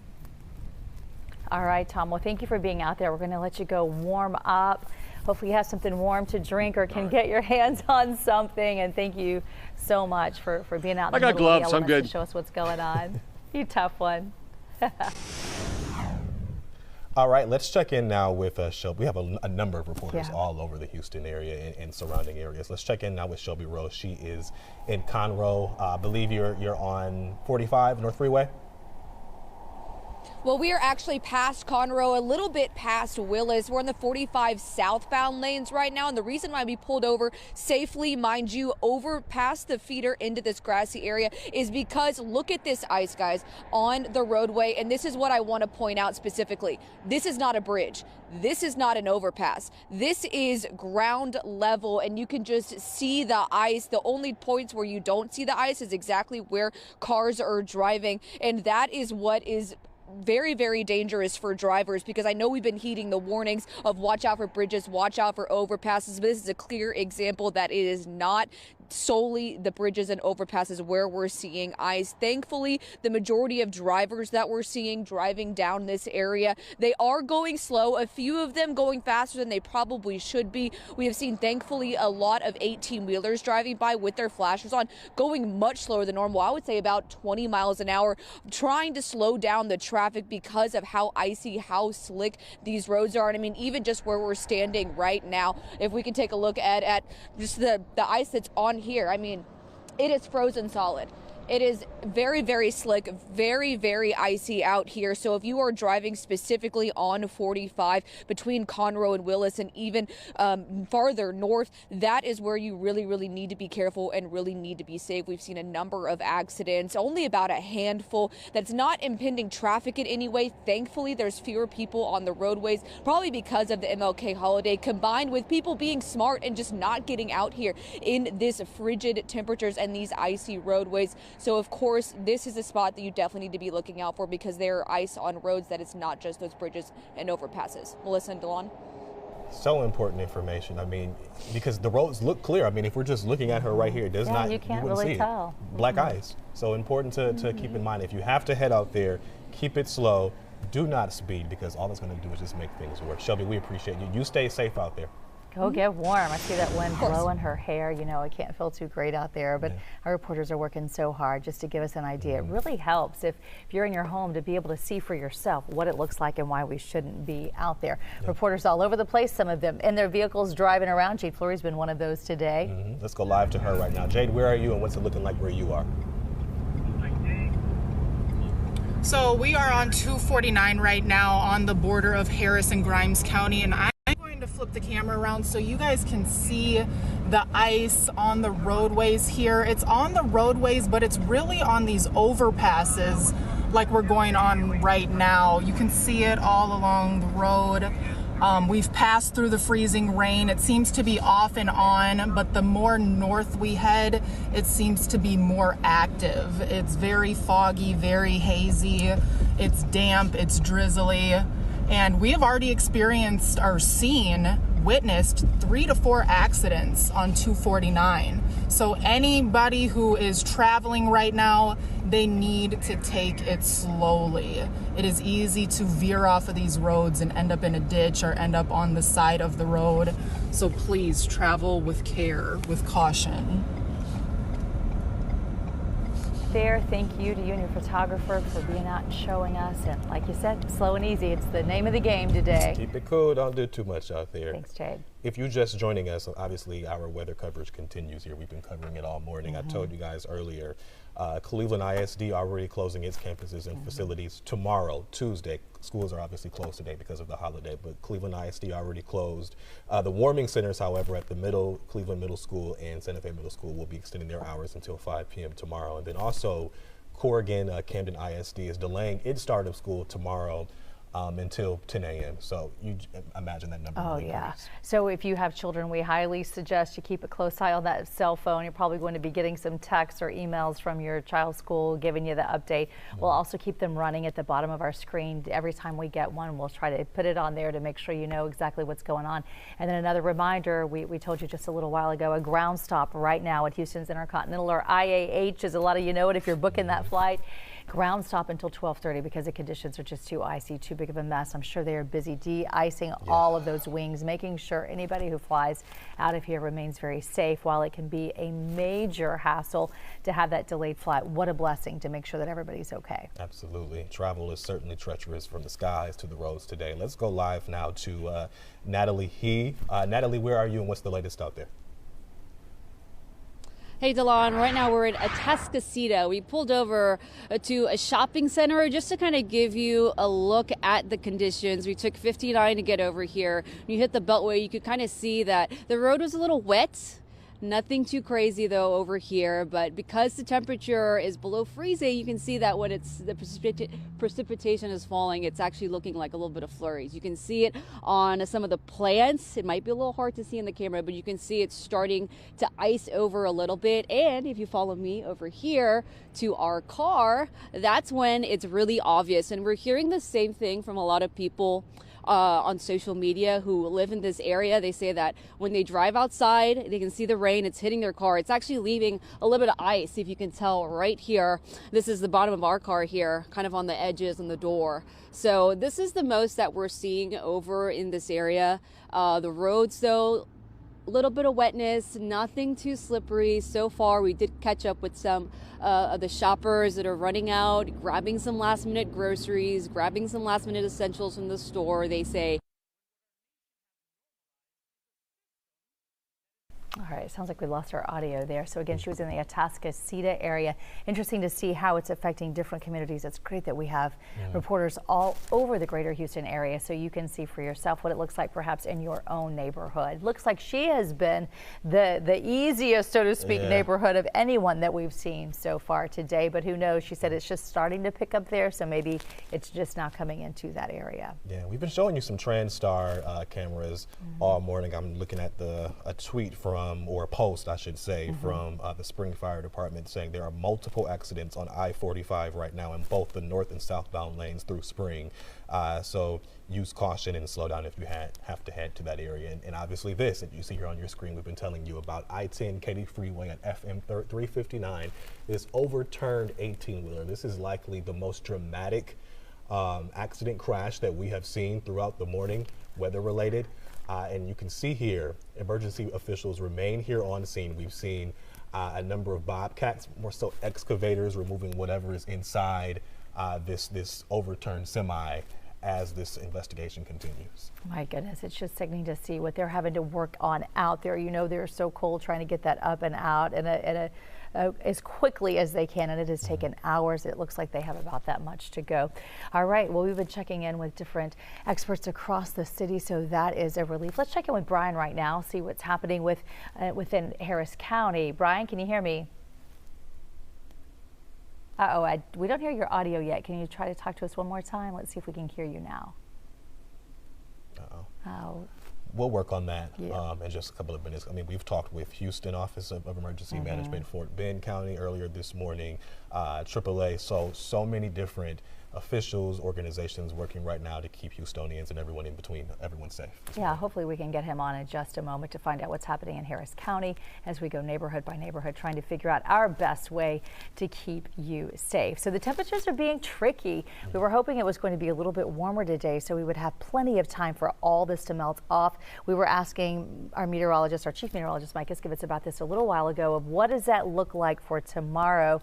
And it sounds like a lot of this slush could stay wet because it is so cold. Even if we get above freezing, that will refreeze overnight because it's supposed to be, I believe, even a little colder tomorrow. It seems like that is kind of the worst case scenario at this point, because we were hoping and praying it would get warmer throughout the day, so then everything that we were dealing with right now would thaw out, and then we would be okay. But it seems like everything is going to freeze overnight. And as you saw here, as I just referenced, many school districts already preparing closing school districts for tomorrow in anticipation of what is still to come throughout the evening and overnight as well. Okay, so what do you need to know? If you're heading out about, I would certainly, first of all, have your tool of your Fox 26 Houston app. Make sure you have your weather aware in your very own neighborhood. And then I would just highly suggest that you look at Houston TransStar. Get the app, take a look, see where you are. If you're in our newscast, we have Traffic Max 360, and during a newscast, we can give you an idea of those roads to avoid. As we take a look at the ones right now, they're everywhere. They're all over the greater Houston area, so we want to make sure you know about that. Let's check back in with Brian right now, see if we can catch up with what's happening in Harris County. All right, are you there? I am here. Now we hear your glorious voice. Thank you for your patience. We're happy you're here. Bring us up to date with the most important points you want Houstonians to know right now. Well, I'll tell you what, and I was listening to some of your coverage before we came in here, and I think that you guys have really been made the most important point. Kind of stay home if you can. Obviously, there's a lot of unknowns on the roadways. We're seeing some ice. We really weren't sure how much of that we'd see. If you can stay home and stay out of this, that's probably the best thing you can do. I think the fact that this is a holiday, the schools are closed, a lot of businesses are closed, help. But if you don't have to be out, I would stay home, especially as it starts to get colder and we start seeing those lower wind chill factors between now and tomorrow morning. There's no need to be out in this kind of weather unless you have to be. So that's the first thing I would say. I imagine you have a number of emergency officials out on the roads right now. I mean, Harris County deputies, fire officials, everything in between. What are you looking at right now in terms of responses from people out on the roads? I think even if you just look at the TransStar map and look at the TransStar cameras, you can see there are a lot fewer people on the roads today. So people are taking that advice, at least on the main lanes. But I think if you're in the northwest part of the county, where we've definitely seen the ice, we've definitely seen the accidents, that's the sign right there, folks. That means you should stay home. One thing that we seem to always see during just horrible weather like this is people trying to stay warm. They may be turning on their ovens if their heater's not working, or have space heaters, and we see fires. So far, we haven't heard from the Houston Fire Department, which sounds promising. Is that what you're hearing on your end as well? Yeah, we're hearing the same thing. I know there was a fire this morning and they haven't figured quite the cause of that one yet. I would just say if you are using a space heater, make sure you're leaving a 3-foot distance between that space heater and other objects. And please do not use your oven as a heating device. It's not intended for that. But, those couple of simple rules will make this a lot safer for everybody. For our viewers, any resources you have that you can reference for the homeless, because we can't forget anyone who may not have somewhere to go today. Yeah, our residents experiencing homelessness are one of our biggest concerns during these periods. Right now, there are 2 warming centers open in Harris County. And if you can go to readyharris.org, we do have an interactive map that will show you not only the locations of the center, you can also see on some of them whether or not they'll accept pets. I know the city of Houston has some additional warming centers that will be opening up this evening. So, that's the best resource for, our residents who are experiencing homelessness. And, don't be shy. Go Metro, call 311. Metro will arrange a lift for you. But get out of this weather as soon as you can. Okay, so your best advice off the top here as we wrap up with you was stay home. But if people are heading out, what is your next best advice? Let's go back to those 4 Ps. Let's make sure the people, pets, pipes, and plants are protected. It's not too late to do that. So that'll prevent the burst pipes, prevent killing your plants, and if you love your pets like you say you do, they need to be inside as well. All right, such good advice. Thank you on a busy day for taking time to help out our viewers. I know it means a lot to us and certainly them as well, Brian. Well, thank you, Delon and Melissa. Appreciate you having me on today. Thank you. So our team of meteorologists have been working around the clock. I mean, since last week, reminding us and letting us know about what's to come, what came today, and what's still to come throughout the next several days. Mike and Allison have been here all morning, keeping us abreast. Let's check in here with Mike with an update on the forecast. Mike. Yes, sir. And we even have John Dawson over in the Weather Center. So 3 of us here now because we have so much going on. I want to share, Allison's going to be up with the forecast here in just a moment, but I want to share some pictures that people are sharing with us on social media and try to explain kind of what's going on. So here's a picture from Mike. Now, Mike posted this and said, accidents on I-10 Katy Freeway already. I've seen about 3 on the overpasses near Barker Cypress. Now, why the overpasses? Well, we talked about that this morning. Any elevated roadways are going to be the first ones to freeze because they're surrounded on all sides by the cold air, as opposed to your surface streets that are going to, have the earth under them or the ground under them. To help them stay just a little bit insulated, so it takes longer. Although, as Shelby Rose showed us, just a little while ago, we do certainly have some ice accumulating even on some of the surface streets as well. All right, this is Jordan, who said 2 hours of being at work and my car was frozen over. This happened between 8 a.m. and 10 a.m. I work off of Red Oak and FM 1960 on the cusp of Houston and Spring. So this is the north side, and you see the icicles coming down. So this is exactly what we call freezing rain. So this is different from some of those snowflake looking objects that have been coming out of the sky, which would be considered sleet or ice pellets. This is actually freezing rain, which, honestly is a concern. Now, fortunately, this is very light freezing rain. When it gets heavier, it can weigh down tree branches and power lines and things like that, and it will become a bit more of a hazard. The good thing is that the precipitation we have out there right now does seem to be getting lighter across the area. Here's another view. This is from Marty, and let's see, I'm not sure where Marty was driving here. Oh, I see. So Marty was out in the Katy area right along Grand Parkway. Okay, so advice here. I bet DeLon could give us some advice on this too. But if you head out to your car and the car is covered with an icy windshield, there's a few things that you do not want to do. Actually, you technically don't want to turn on your windshield wipers because you could tear them and then you'll need a new set of windshield wipers. You also do not want to pour hot water on your windshield, okay? What you need to do is turn the defroster on, put it on full heat, get that defroster going. Yes, it's probably going to take 5 or 10 minutes. Sit in your car and just be patient. You can also put together sort of a scraper, even if you don't have a scraper. People use things like credit cards and things. Sometimes you get the spatula from your kitchen. You don't want to damage your windshield, obviously, but you could use a credit card and scrape it. But when you have freezing rain like this, sometimes it's too thick for you to really scrape it. The best thing you can do before you turn on the windshield wipers is to crank up that warm defroster, let the ice start to melt, and then when you turn on your windshield wipers, it'll definitely be a whole lot easier for you to do, and you won't mess up your windshield wipers, and you definitely don't want to mess up your windshield either. So good information from Marty there, who's out in the Katy area.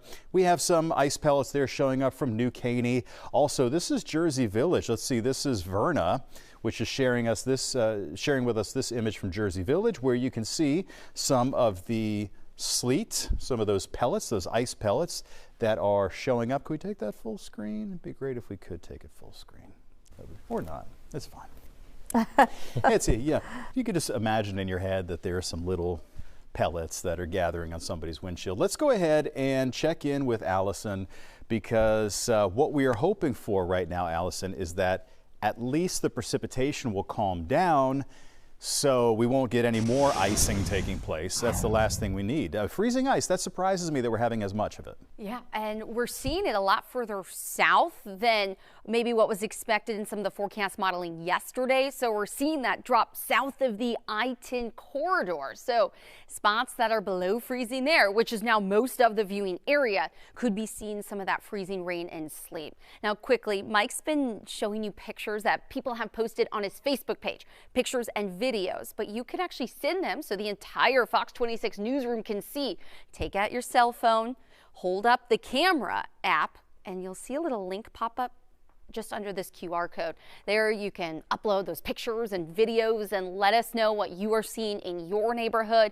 We do see all of the comments and those pictures, so thank you so much for sharing. But Mike's been doing a great job at showing some pictures of folks on overpasses, bridges, elevated roadways. And yes, they do indeed ice before just the regular road. The reason being, we're seeing not only the cold air, but also that wind that is gusting on top of the bridge overpass and below. And that's what causes those temperatures to freeze earlier than other spots. Maybe you just got out of your neighborhood. Well, you have a little bridge to go over. Be careful, because that could be icing. So it's important to note that we're going to see that potential for the next several hours. Now, our entire viewing area, and you know how big it is. You know how long it would take you to drive from Huntsville all the way down to Galveston? Well, the entire area is now under a winter weather advisory, meaning until 6 o'clock tonight.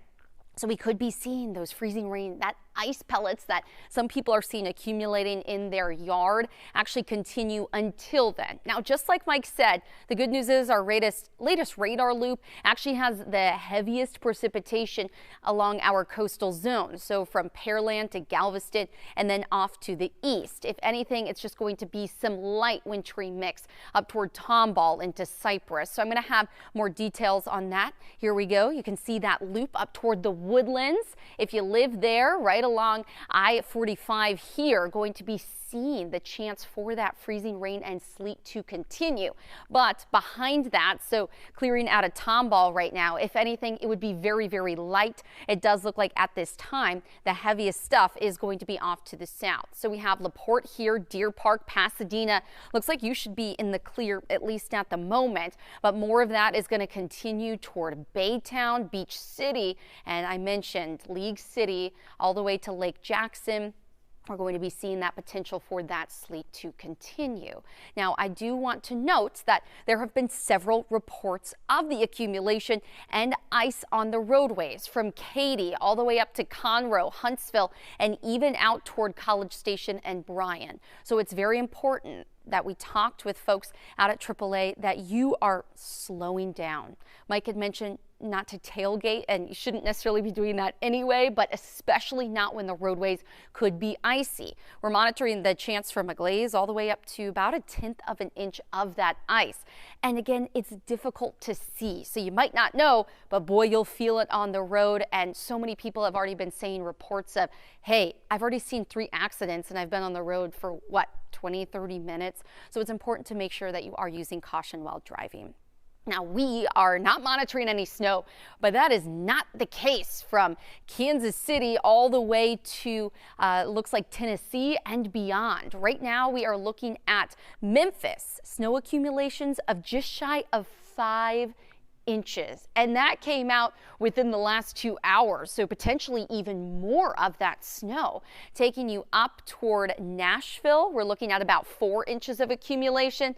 Want to let you know that's extending all the way into DC as well. But let's take you up to Buffalo. I know a lot of folks were bummed that the game was postponed, but the reason being 31 inches of snow accumulation. Now, this is the latest report out of Lancaster, so that's going to be near Buffalo. And that's the exact reason why they were asking folks to actually help shovel out some of the snow out of the stadium. So hopefully that game will be played today. They're going to have a lot of work to do. So we're monitoring this wintry weather across the entire country. Well, actually excluding Los Angeles. I just happened to check their current temp. and high today of 66 degrees. So we are going to be nowhere near that.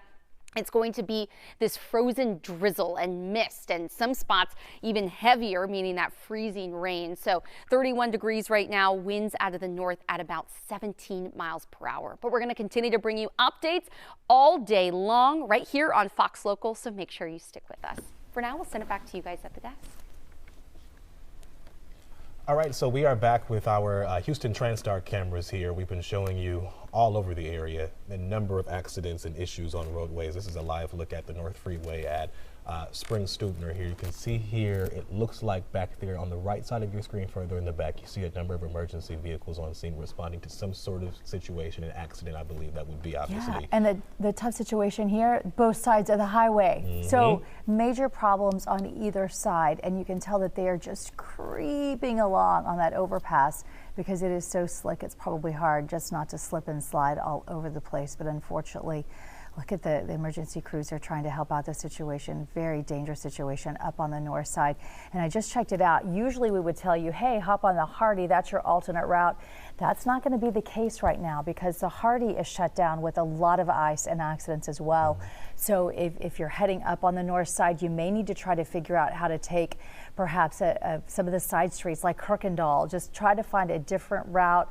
Think out of the box off of major highways, and maybe that will help out the situation where at least if there's ice, you're only going about 10 or 20 miles an hour versus feeling pressure to go a little bit faster on a highway. It seems like this area specifically has been having a lot of issues this morning because remember I showed you my computer earlier. This is where those spin outs and cars that were doing 180s. I mean, we were looking at cars this morning, specifically in this area on this TransStar camera, where cars were facing the opposite direction because they spun out and couldn't control their vehicle. So important to know, wherever you're going this morning, whatever you're driving, I don't care if you're driving a semi, if you're driving a small sedan, your car, your vehicle can slide regardless of whatever it is. And it was sickening what we were watching. I had a hard time even looking at it because you would see them spin out. They're facing the other direction in the other lane, and another car comes and hits them. And we saw that accident happen over and over with different vehicles right here as it was unfolding. And so a dramatic situation. Thankfully, this TransStar camera is far enough away now where hopefully we don't see any drama because there's only a few cars that are able to get by at a time, and they're going so slowly. They're doing this the very smart way, just barely creeping along. But you know that's overwhelming when you're on, and looks like a car's pulling over right now. If you're looking at the right side of your screen, they're pulling over onto the shoulder. Maybe they feel too overwhelmed by it, or perhaps it's an emergency crew. It's hard to tell if the situation, but who that is. But yeah, it's just a tough situation for sure if you're out and about. Yeah, it looks like it might be an emergency vehicle. And on the left side of your screen there, I'm curious to see what's happening beyond our view, because I mean you see those vehicles on the left side. Is that the feeder? It's hard to tell from here, isn't it? I'm trying to figure out what exactly, but you see they're all stopped here, so it seems like something may be in front of them that we're going to work to figure that out. But I mean, you see large vehicles, you see, I mean, everything stop. Well, I mean, they're moving now, so we'll figure that out. But it looks like cars are moving really slowly, and either they don't want to move or they can't move past whatever is beyond our scope right now. But it is a mess. Yeah, it is. There. And that's not just on the north side. We've got this on the west side, at the southwest side as well. Now, we've been talking all day about the 4 Ps, people, plants, pets, those pipes, but we have a lot of animals in our area that aren't pets, unfortunately. A lot of homeless animals, a very difficult situation. So be on the alert, I would say, for any stranded animals as well. They're so helpless and need our help. Let's join right now Macy Stace. She's on the phone with us from the Houston Humane Society. Thank you for being here with us today. It's sickening to think about how these temperatures can be hurting our most innocent creatures. Yeah, thank you so much for having us. It's definitely something that we want to raise awareness for. If you see a dog or a cat who does not have the proper shelter according to the Safe Outdoor Act, and you know how it defines proper shelter, which is a place to take cover and seek warmth, please contact our task force, 927-PAWS, at 832-927-PAWS, and we'll get someone out there to investigate the situation for sure. But for pet owners, we want to make sure that we keep pets indoors, keep them dry, use sweaters or blankets, beware of car hazards for sure. Don't leave a pet inside of a car unattended, clean up lethal antifreeze leaks, and tap the hood of cars to keep stray cats safe as well. And let's also place potty pads inside for pets who have difficulty going outside in harsh conditions. That's our small breeds or brachycephalic breeds. And if you do see strays in your neighborhood, try to leave hay or straw outside or inside of a dog house or a warm space, because it won't hold moisture, therefore it won't freeze. So, right now, what is the capacity at for your facilities here in Houston? Do you have space? We do not have space, so what we need in order to continue to save lives is fosters. If you can open your home up even for a night, 2 nights, please email foster at HoustonHumane.org, and let's get you up here and get a pup safe and warm in your house. Our shelter is warm, but we need space for other dogs who are experiencing emergency conditions and cats as well. All right, and again, people need to do what they can to try to help out the situation. What is your best advice? I think for me, I always want to grab the animal and throw it in my car. What is a safe way to go about that? I would always, if you're going out looking for an animal to bring to safety, I would definitely recommend, stay vigilant, stay alert, especially if they're stray animals. Maybe throw a crate, if possible, into your car to keep the animal safely harnessed while you're driving. And post on Nextdoor, Facebook, see if this is somebody's animal who got out, who was let out to go to the bathroom and, the wind or whatever knocked open the fence and now they're traveling on the streets. We want to get them back home. So utilize, your community first before turning over to the shelters who are already overwhelmed. But definitely just stay vigilant, stay safe. Make sure that you're not leaving an animal, especially a large animal, in your car unharnessed or untethered to anything. That'll cause unsafe environments on the already icy road. So, really use your best judgment when picking up a stray animal and ensure that you're doing it as safely as possible. All right, so much important advice for any individual that has a pet or even may see an animal, because they need somewhere to stay too during this cold weather. Macy Stay, we appreciate you. Thank you so much. Thank you. All right, live look now back out at this overturned semi that you see here. I-10, Katy Freeway, FM 359. It looks like traffic is starting to move in the opposite direction. This would be headed west, I believe. You're headed west. The westbound traffic, I believe. Eastbound traffic is now moving through. Westbound at this point is still closed, obviously, because this semi is still here out on the expressway. This has been ongoing for the past at least 2 to 3 hours. We have been covering this. We started on Houston's Morning Show, and we've been going to this shot all morning. You see this 18-wheeler still here on its side. Our Tom Ziska has been filing some live reports for us all morning. Unclear what was inside the truck, but we did see some bobcats there clearing the truck, taking things out of the truck. And we do know, according to the Fort Bend Office of Emergency Management, there were injuries reported in this crash. We don't know the extent or number, but we do know someone was injured in this crash as well. So everyone who's been sitting on that highway for hours. We have been watching this since early this morning. They're now able to move into the Houston area. Again, anybody trying to head out toward the Austin area, they are unable to do so. That feet are moving so slowly. Now take a look at Traffic Max 360. You can see the north and the northwest, certainly the heaviest hit areas because of ice. And then if you take a close look on Traffic Max 360 here, you can see the words actually written in ice. So we're looking down even south of I-10, that is a problem. So it is just a real problem right now for so many people in our area, not expected to get any better over the next 24 hours either. It shows you, clearly we just showed you the North Freeway earlier, and then we showed you I-10. You can see here specifically in those areas, all of our northwest suburb areas and out west as well, that is where a lot of people are dealing with issues out on the roads right now. Looks pretty green here in the Houston area, but I still wouldn't advise you to come out if you don't have to, specifically because you never know what you're driving on. At this point, we had reporters out showing you black ice on the roads. It may look clear, it may seem like it's clear, and then the minute you hit your brakes, that's when you're sliding. So take your time if you do have to go out. But Traffic Max 360 really showing the illustration here, how tough it is out on the road, specifically up north, northwest, out west. it is a mess right now. It is. Now, if you just start at the top of your screen and you saw there, it looked like I-45 north southbound lanes. Both of those are really brutal. Then you come on down the Grand Parkway, Beltway 8, on down to I-10 toward the west side toward Katy. All of those just look brutal out there. Looks like we have photographers all over the area. This is one of the better places perhaps, but when you see the darker areas in the middle of his pathway right there, that could very well be black ice. That's what's so dangerous because it just looks wet. That's what we're used to in Houston, and you don't realize until maybe you change lanes and start losing control of what that really is. Yeah, just keep it slow if you have to head out. Even if it seems like you're moving good right now, you never know what patch of ice you may hit. Black ice, it's called black ice because you don't see it. It blends in with the pavement. So you never know what you're going to hit. Keep it slow wherever you are. I know we've been showing actually people's windshields that are frozen with ice on it, and then you try to turn on your windshield wipers. You end up, you may break your windshield wipers just by trying to brush that off with that. So I would also, coming from up north too, I often find myself using my wiper fluid, and then in instances like this, that also freezes. Yes, so then it makes it lose-lose worse. situation. Yes, it makes it so much worse.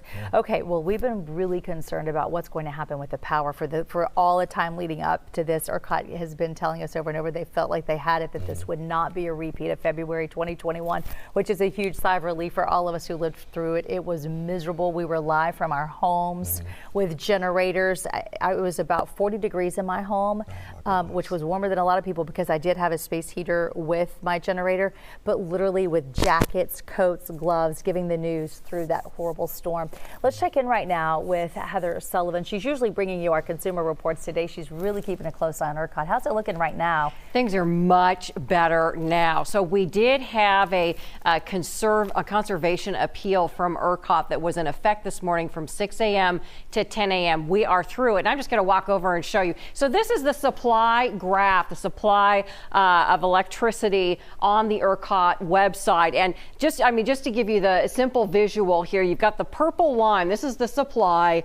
And then this teal color, this is the demand for power. Now, earlier we saw sort of narrower margins, and this is why they called for that conservation appeal. And it was because in the early morning hours, you can't really get the solar power generation that you do later in the day. They also said that the wind power generation wasn't completely ramped up. And so what we were seeing was sort of, lower amounts of power being produced, but people were waking up. Maybe you slept in a little bit later because it is a holiday morning, and that kind of helped out quite honestly. But as people were getting up, particularly around 8 a.m., we started to see this demand go up, and so it got much closer to the capacity level, and that's why they called for that conservation. So it ended at 10 a.m. So we're looking a lot better now because we're seeing now more power being generated because we've got some more things online, like I mentioned, the solar power and all of that, creating more power for us. And then as people kind of get out the door and things like that, we start to see the demand for power kind of taper off a little bit. So things are looking good, and things are looking good, quite honestly, through the rest of the day. But I will tell you that the experts are saying that ERCOT has not yet called for another conservation appeal for tomorrow morning, but experts are saying, again, 8 a.m. tomorrow morning, as we're expecting another freeze overnight, that could be a really critical time where we're going to have to watch and see how that demand is matching up to the margin of supply that is being generated, and wouldn't be surprised at all if we're asked again to do some conservation. So let me show you some ways that you can help conserve a little bit of energy in your home. May not seem like a big deal, but if everybody does a little bit, let me show you the graphic, some suggestions from ERCOT, ways that you can conserve energy at home. You can lower your thermostat. Even 1 or 2 degrees will make a big difference. Cover those windows with insulated curtains to help keep the warmth in your home. You can set your ceiling fans on reverse, keep that warm air being pushed down into your home. Open up the blinds and the drapes or the shades during the day because, now that it's starting to get a little bit warmer, you can use the warmth coming in through your windows. And you can turn off or unplug any non-essential lights or appliances. They talk about vampire energy usage, some of of these appliances that we have plugged in all the time. You've got a bunch of those. Unplug those. That can help a little bit. But just, everybody doing just a little bit will help to kind of reduce that demand. So hopefully we can avoid any kind of situation where we start to see a little too much of this teal color encroaching on the purple color. We like to see the margin as big as we can. But again, right now, they're saying this is a normal supply level. So things are comfortable for us for the rest of the day. We'll continue to monitor it, though. We'll bring you the latest developments so that you are aware of what's happening with the grid as we work our way through the next couple of days.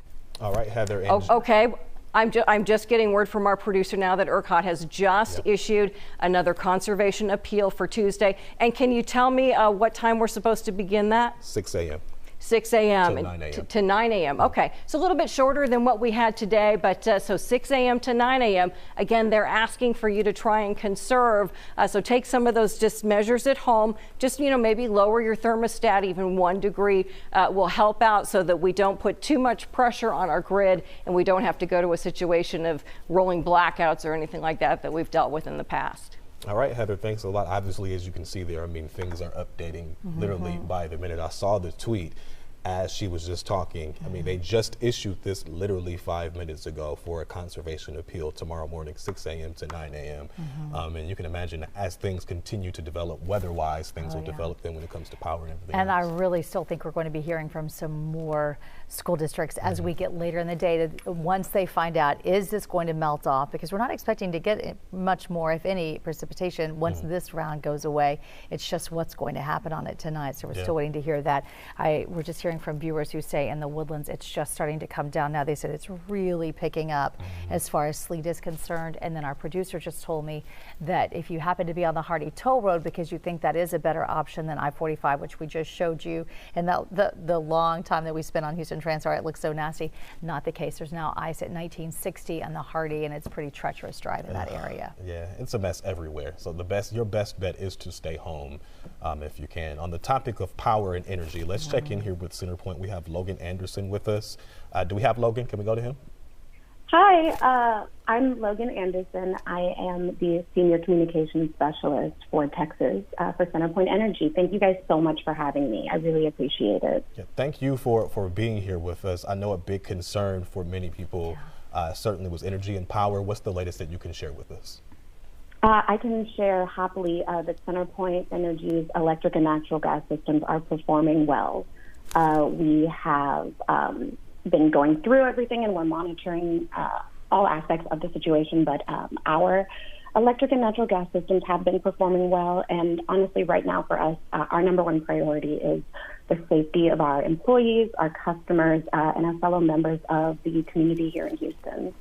Well, it seems like things have been doing really well. We've been watching your maps all morning long just to see how everybody's faring. And I don't think I ever saw that number above about 4,900 was with people without power. Is that the case? And if that is, how proud you are of the situation that it looks like people are conserving so that this is the case? Oh my gosh, we are so incredibly proud of our team who stays out there and makes sure whenever anyone is experiencing a momentary outage, which can be caused by a number of different things, from the wind to vegetation to just any situation that comes up every day in our power. But especially at times like this when we know that people are so reliant on their energy, it's just fantastic to watch our team go out and address those outages as soon as they come up. And make sure that we are keeping people safely and reliably connected to their sources of power here in Houston. What are you expecting overnight? Because we know ERCOT just issued an alert for individuals to conserve their energy between 6 a.m. and 9 a.m. tomorrow because things will not change likely overnight.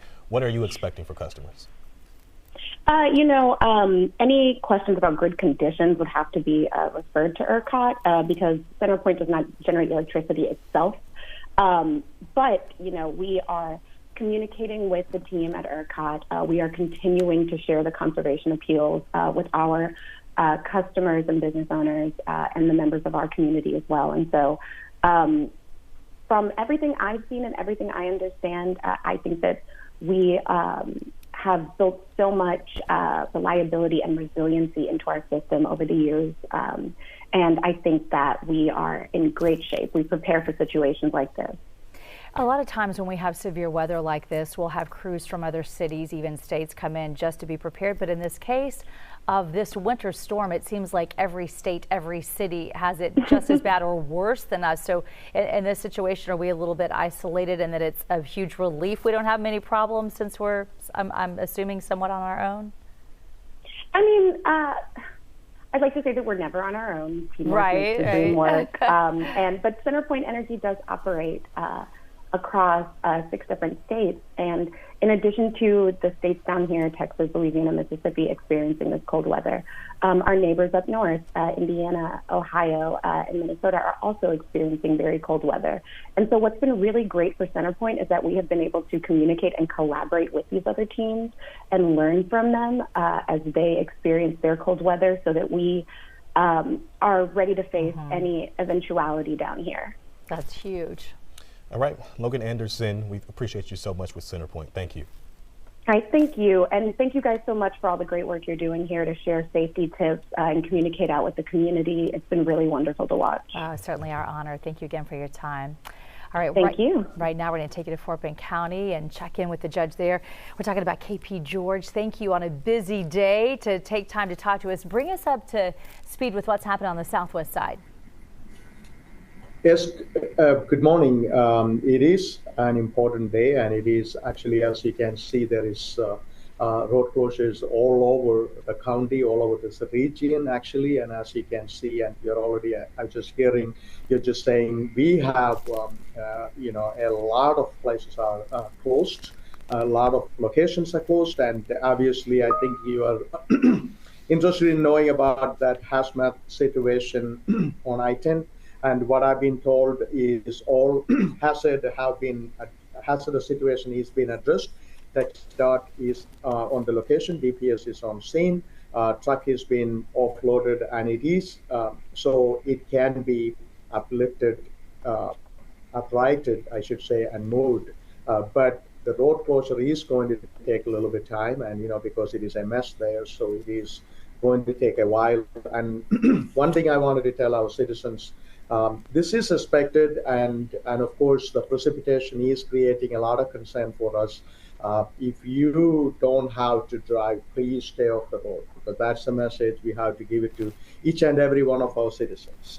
Please stay off the road, because there are so many closures, so many icy conditions throughout our county and in this region. So that situation, the overturned semi on I-10, I know you said the hazmat situation has been addressed. Are you aware of what exactly was in that 18-wheeler that had to be removed? Greg, you wanted to chime in? Yes. So again, they are actually in the process right now of unloading that vehicle. Also, an investigation is going on, so we're not allowed to put any of that information out. I know that it is causing a delay because they have to unload that vehicle before they overturn the vehicle. And it looks like an arduous task, especially in the weather. So we're thankful for the crews who were able to do that. I know it's too soon to say, because it's hard to say what's going to happen with our weather conditions going on into the night and into tomorrow. Have you been able to talk with any of the principals, the superintendents of your schools there to get any idea of when they'll make a decision about whether there'll be school tomorrow? I know there are a lot of anxious students and parents out there wondering that. Yeah, as a matter of fact, at noon we are going to have a jurisdictional call, and we are going to have a better communication done that time, and we will report to you promptly whatever the decisions are made.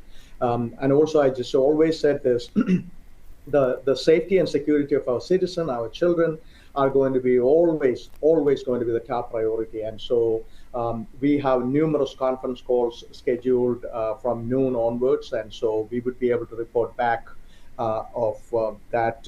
Most, you look like a lot of mess out there, and I'm so concerned about the dropping temperature with the moisture on the road, and that can create even more icy conditions, which we are not used to drive on. So we will be updating you as and when we have our jurisdictional call and the decisions, whatever the decisions those authorities make.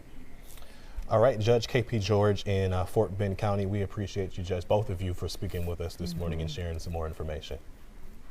Thank you for your hard work. Thank you. All right, Appreciate thank you for your time from Fort Bend County. We'll be watching to see hopefully new information coming out of that area in just a little while, since their big meeting is at noon in just about 3 minutes from now.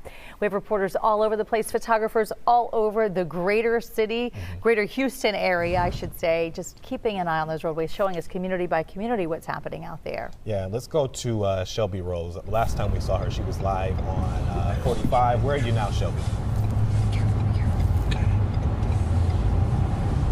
Hey guys, yeah, we are on 45 southbound heading towards the Woodlands. As you can tell, we are in some very heavy traffic. We're only going about 10 miles an hour at the moment. Even this exit for FM 2920 towards Tomball, they are at a complete standstill to my right here. We are not entirely sure the cause of this traffic. We just got into it less than 10 minutes ago, but it is very slow moving. I will say on the outbound lanes of 45, you can kind of see on the very left-hand portion of the screen, they're going a lot not a lot faster, but they are definitely moving along a lot better than we are right now. And again, we are driving inbound on 45 towards the Woodlands.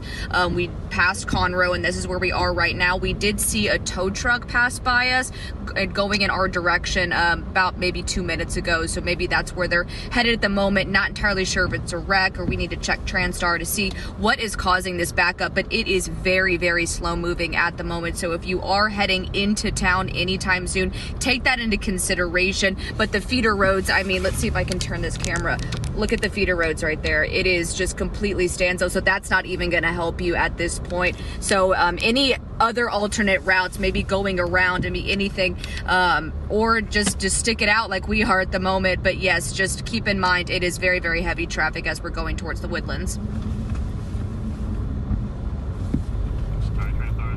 Thank you, Shelby, so much for being out there. You stay warm. Appreciate all the updates from you this morning. Great job. And we're also going to check in with Nate Griffin. Nate, are you along Highway 99? Where are you right now? We are just coming from Katy. We passed Cinco Ranch High School, I guess, some time ago, about 10 minutes ago. But 99 is closed now as you head into Katy, or as you head, from Sugar Land to Katy.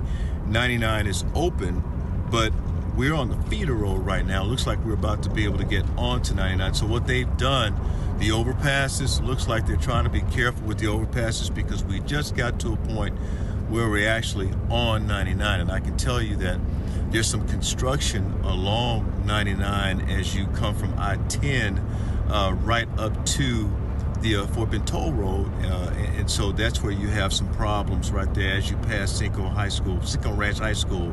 But now we're on 99, headed back into Sugar Land as we're passing Gallery Furniture and Exclusive Furniture, and 99 is open. So right now seems to be safe, but people are driving along this 99 pathway sort of safely. I don't see a lot of cars speeding, and if you're going to be driving, please drive the speed limit or drive even slower.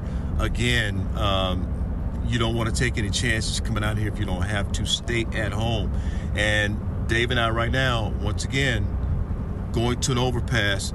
They have shut off the overpasses, so they're taking you through the safe areas on 99 where there are no overpasses to the feeders, and then you're looping the feeders and getting back on 99 where there are no overpasses. Obviously very successfully built feeder roads here, so no problem with that, but not able to get on the overpasses because they're slippery and they're ice. There's ice on the overpasses, so they're being as careful as they can and not allowing people to get on those overpasses. I will tell you there is some precipitation out here. It's not a lot. It's very little, but it's enough to make a difference. And you guys were talking about the windshield wipers. The stuff can get a little dicey at times, especially if it piles up on your window. And you might tear, as Mike Iskovich said earlier, you might tear your windshield wipers. But once again, you need to be very cognizant of that. One of the things that I do generally when it's really cold, I'll just put the same temperature of water. I'll run it on my windshield just to kind of open it up a little bit and de-ice the windshield. That does help, and then run the windshield wiper. But you never want to just run it over ice. It's not going to do anybody any good. Certainly won't do you any good if you do that. So once again, if you have to get out, be very careful. Along 99, they have shut off the overpasses, but you can travel safely on the feeders to certain parts of 99 where there are no overpasses, and I think you can get to your destination safely. But if you don't have to travel at all, do stay home. It's holiday, stay at home and enjoy your family, guys. So that's pretty much what's going on out here. We're going to try to make our way back towards Sugar Land safely, see if we can get back, and if anything occurs in between now and then, we'll certainly let you know about it, Melissa and Delon. All right, good to know. You're doing a great job out there. Thanks for being there to show us what's going on. Glad you're in where it's warm and not out there getting cold for us, Nate. Thank you. Just got this information. Absolutely. in. Yes, ma'am. This is from the Harris County Toll Road Authority. The West Sam Houston Tollway at US 290. It is a total closure in all of the direct connectors. Traffic instead will continue on main lines until the next exit because crews are being dispatched to apply a second treatment to reopen the connector ramps. So they're working to make it safer for drivers. Oh, that's huge. Yeah. Our crews have been out there for days trying to get our roadways ready, and there's just so much that they can do when it's this severe. There's just not a lot they can do to keep it melted all the time. So good on those crews out there. Can you imagine how cold they are, doing what they can to help us out? They're doing a good job. Yeah, them and all of our first responders working to keep us safe and responding to crashes. They go out oftentimes, so you don't have to go out. So if you can stay in your house, certainly heed that warning. So thankful for them. So far, Cleveland ISD, the main district that we're hearing from, keep trying to keep it updated because I feel like that's going to change. You just heard from KP George, who brings us all the updates typically during crises in Fort Bend County. He says they're going to make that decision probably about right now, so we're waiting to hear back from them.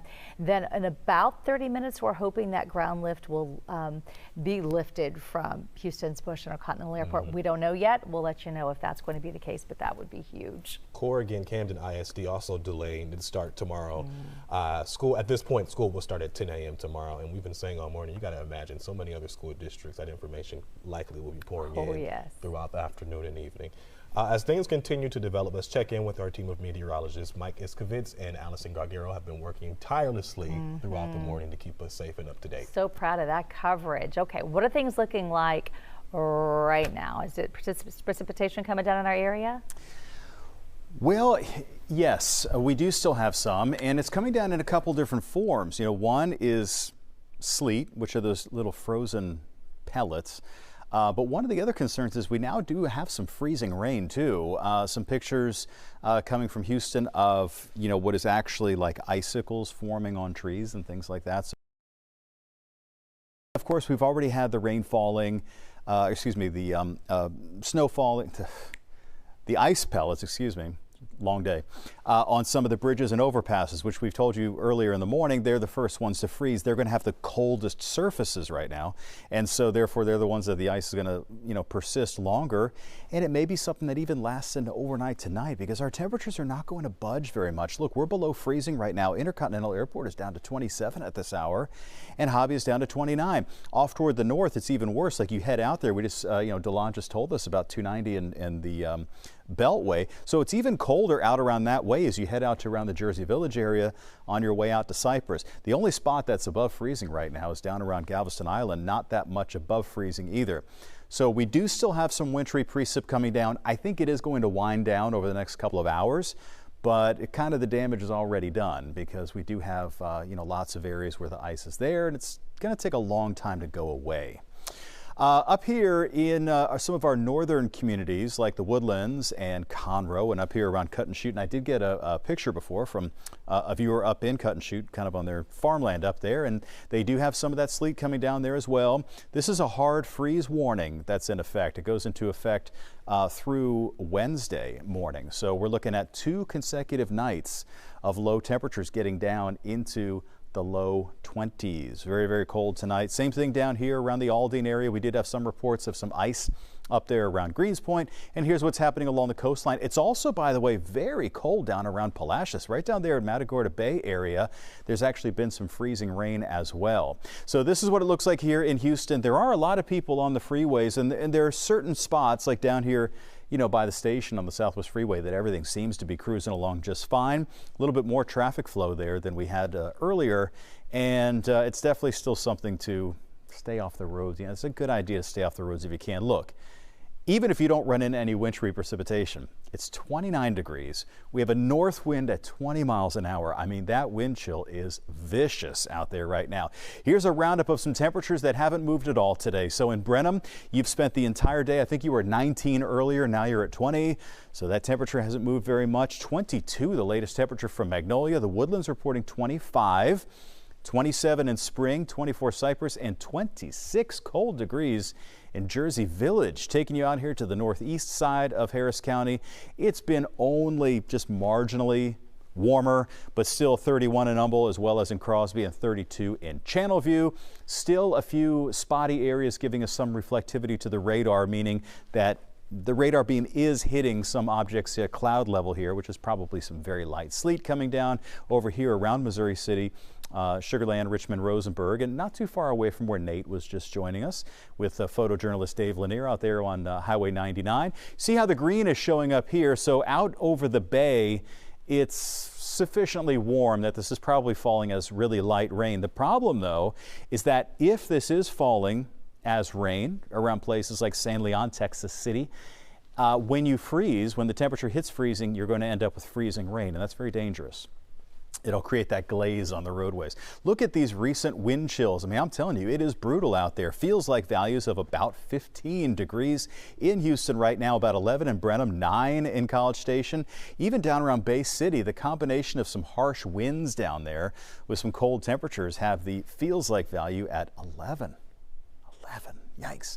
Down to the south in Bay City, not common at all. So here's our Futurecast. So we're looking ahead here at 2 p.m. this afternoon. Still a few spotty areas on Futurecast showing up as this light pink. It really should be settling down most locations as there are still a couple of spots with a few flakes or drizzly areas coming down along the coastline where temperatures will be near freezing. We are likely, though, to drop down into the low 20s overnight tonight, which is a big deal. So about 18 for a low in Huntsville, around 21 in the Woodlands. Even heading down to Galveston County, we'll probably get down into the middle 20s in a lot of spots. Only rebounding to the mid-30s tomorrow. I think we will have some sunshine tomorrow, so it may get a little warmer than that in some spots, which will be a relief, but then our temperatures will plummet again heading into Wednesday morning. That's why we have those 2 nights of the hard freeze warnings in effect. Highs today. Yes, high temperatures today, about 32 here in Houston, 28 Austin. Shreveport, Louisiana, some snow on the ground. About 26 degrees, 33 for a high in Jackson, Mississippi. How about 16 in Memphis, where they've had about 5 inches of snow coming down there. Pretty crazy stuff. All right, lows tonight across the state, frigid, and that's where we have those conservation requests put in. We were just talking to Heather Sullivan about that. I mean, look, it's going to be getting down to 13 in Dallas, 9 in Midland, 3 in Amarillo, and about 22 here, even down in the Rio Grande Valley. Low temperatures likely dropping into the upper 20s, a big deal. So the rest of the day today, about a 40% chance you'll encounter some of that frozen precipitation. We have a couple of frigid mornings coming up tonight, tomorrow night. We will have some sun, so that helps.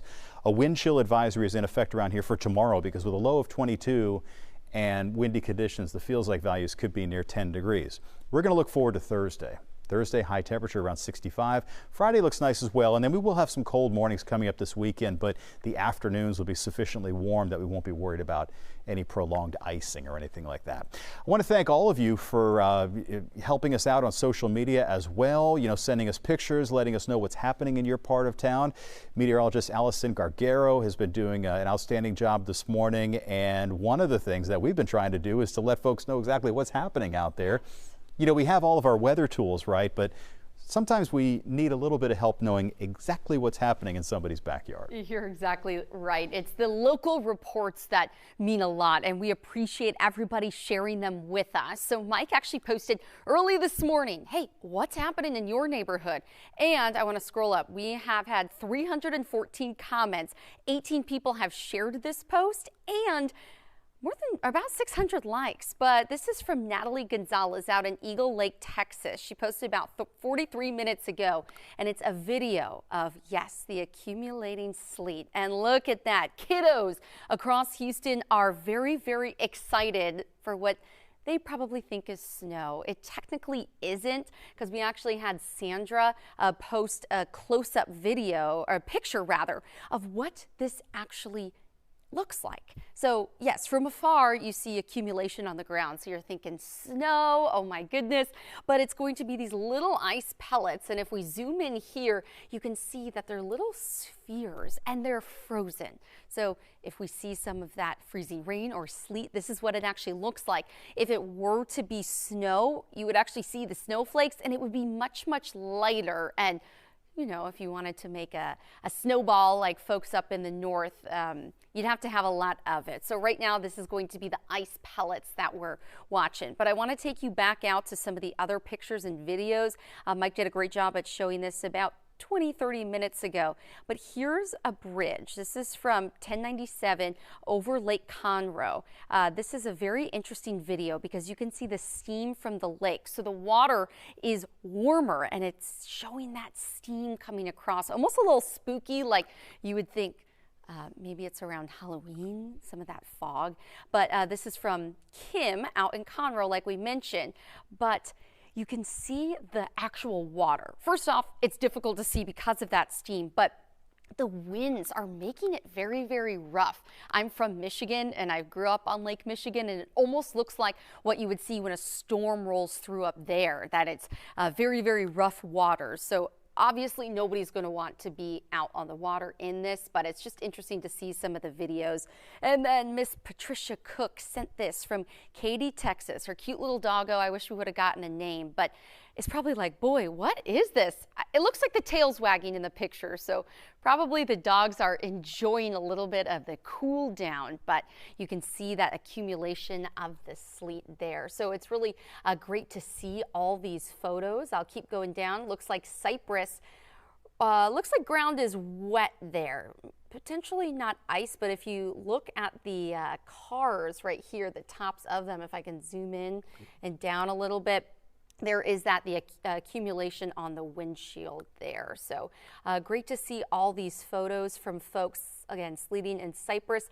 That was about 2 hours ago. So we appreciate you guys sending the photos. And we, on our social media pages, will be posting a QR code that you could actually scan and share even more photos if it's not on Mike's Facebook page here. And we're going to continue to bring you the latest updates, again, right here on Fox Local. Delon and Melissa, we'll send it back to you. All right, we thank you guys so much. They have been working so hard. Oh, they have. Just relentless trying to make sure everybody stays safe, stays in the know of the ever-changing situation. Looks like we're going to be in this for a bit. We're going to have to get used to it tomorrow as well as things start to warm up on Wednesday. Then it's going to really be nice on Thursday. Isn't it so just bizarre what a difference a few days is going to make? So when you're freezing right now, just think about Thursday. It's going to get better soon. Warm thoughts. Just think about that later on into the week. And then we'll get through this together, though. We got you, but we'll make it. All right, so let's update you now on that ongoing situation on I-10 Katy Freeway at FM 359. We have been telling you about an overturned 18-wheeler there that has been there now for hours. We know lanes there have been shut down. Let's check in with our Tom Ziska with any new information you may have. Tom, what's the latest out there? Delon, Melissa, good afternoon to you at this point. So there's some encouraging news here. I'll share those details in a moment, but first I want to direct your attention here to the wreckage of this 18-wheeler that you can see on its side here, just on the overpass here at FM 359 and the I-10 Katy Freeway. This is the inbound lanes. They have been the last couple of hours working to kind of grab whatever got tossed out of that trailer and put it in that dumpster that you see just in front of the wreckage. I've been trying to kind of look at the debris as it gets tossed into that dumpster, trying to determine what it is. It's just a mess, and quite frankly, I can't tell you what the details of that stuff are. So here's what we have heard anecdotally from people who say they heard and then saw the crash earlier this morning. They say that there was law enforcement working either a traffic stop or an accident on this overpass when the driver of this 18-wheeler came over, saw the flashing lights and tried to stop, and in so doing put his rig on its side there. We don't know if that traffic stop got hit or if the driver of the big rig was injured, but we have been told by authorities that there were some injuries. We do not know the extent of them. So traffic continues to be stopped on the inbound lanes here while this cleanup continues. That's something that's going to continue for an appreciable amount of time. Now for that encouraging bit of detail that I told you about at the front end of this. The outbound traffic, which had been diverted off of the overpass, has been allowed back onto the main lanes. It is slowly making its way west, and the trucks that got stuck immediately behind the scene of this wreckage on the inbound lanes, they're being allowed to slowly back up their way to an exit, and they will be able to be on their way. It's going to take a long while for that to happen, but they are moving where they have been stuck still at a standstill now for hours. So that's encouraging news. Now, to talk about the elephant in the room before I let you go, the hat.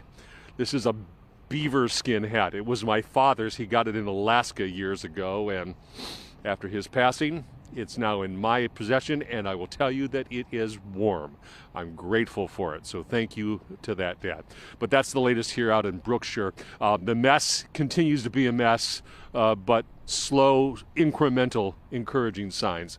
We're live out here. I'm Tom Ziska, Fox 26 News. We've been talking about so much serious stuff today. It's nice to have a little respite from that and talk a human interest factor. I was actually going to ask you about the hat, but I was just going to say every good Michigan man must have one of those, and you need to teach us in Texas how to do that. Do you have one like that? I don't have one. I need Tom to get his fellow Michigander a hat, and then we can be twins today. There you go. There you go. Well, thanks for being out there for us, and I'm glad it's keeping you warm. Yeah. Good encouraging news, at least out there. Maybe we can go back to the TransStar camera and show you. Yeah. If you're just joining us here, I-10 FM 359, parts of it back open, outbound lanes open. At one point, it was like for hours, outbound and inbound lanes were closed right there. They have to feel so relieved. Can you imagine being out there because it's cold? I'm sure people are turning their cars off, warming up a little bit, turning them off, and back and forth. What a mess. Well, we talked to our reporter Jade Fleury a little while ago. I believe she was in Montgomery County at that time. She's moved over to Tomball now. Let's see how conditions are where you are right now. Tell us what you got there. You guys, we are on 249 headed southbound. I'm going to flip the camera around so you guys can see. We are actually driving on the feeder road because the exit to get onto 249 is blocked off. Right now we are seeing that kind of rain, hazel, ice coming down. I believe our meteorologist Allison called them ice pellets. And we've witnessed multiple crashes on 249 when we were traveling north. Again, we're headed back southbound right now, and I don't know if we can get back on the freeway at this moment. But right now you can see the skies are gray, the roads are blocked off, and people are traveling at a very slow pace, which is what we want to see right now. Again, if anybody is traveling in the area, they need to drive with extreme safety. And we will continue to monitor these roads in the area as the time goes on. All right. Well, we thank you so much. You stay safe out there, Jay. We appreciate you. So, a lot of information obviously coming in, checking our communication channel that we use here at Fox 26. There are a lot of offices that are already closing tomorrow.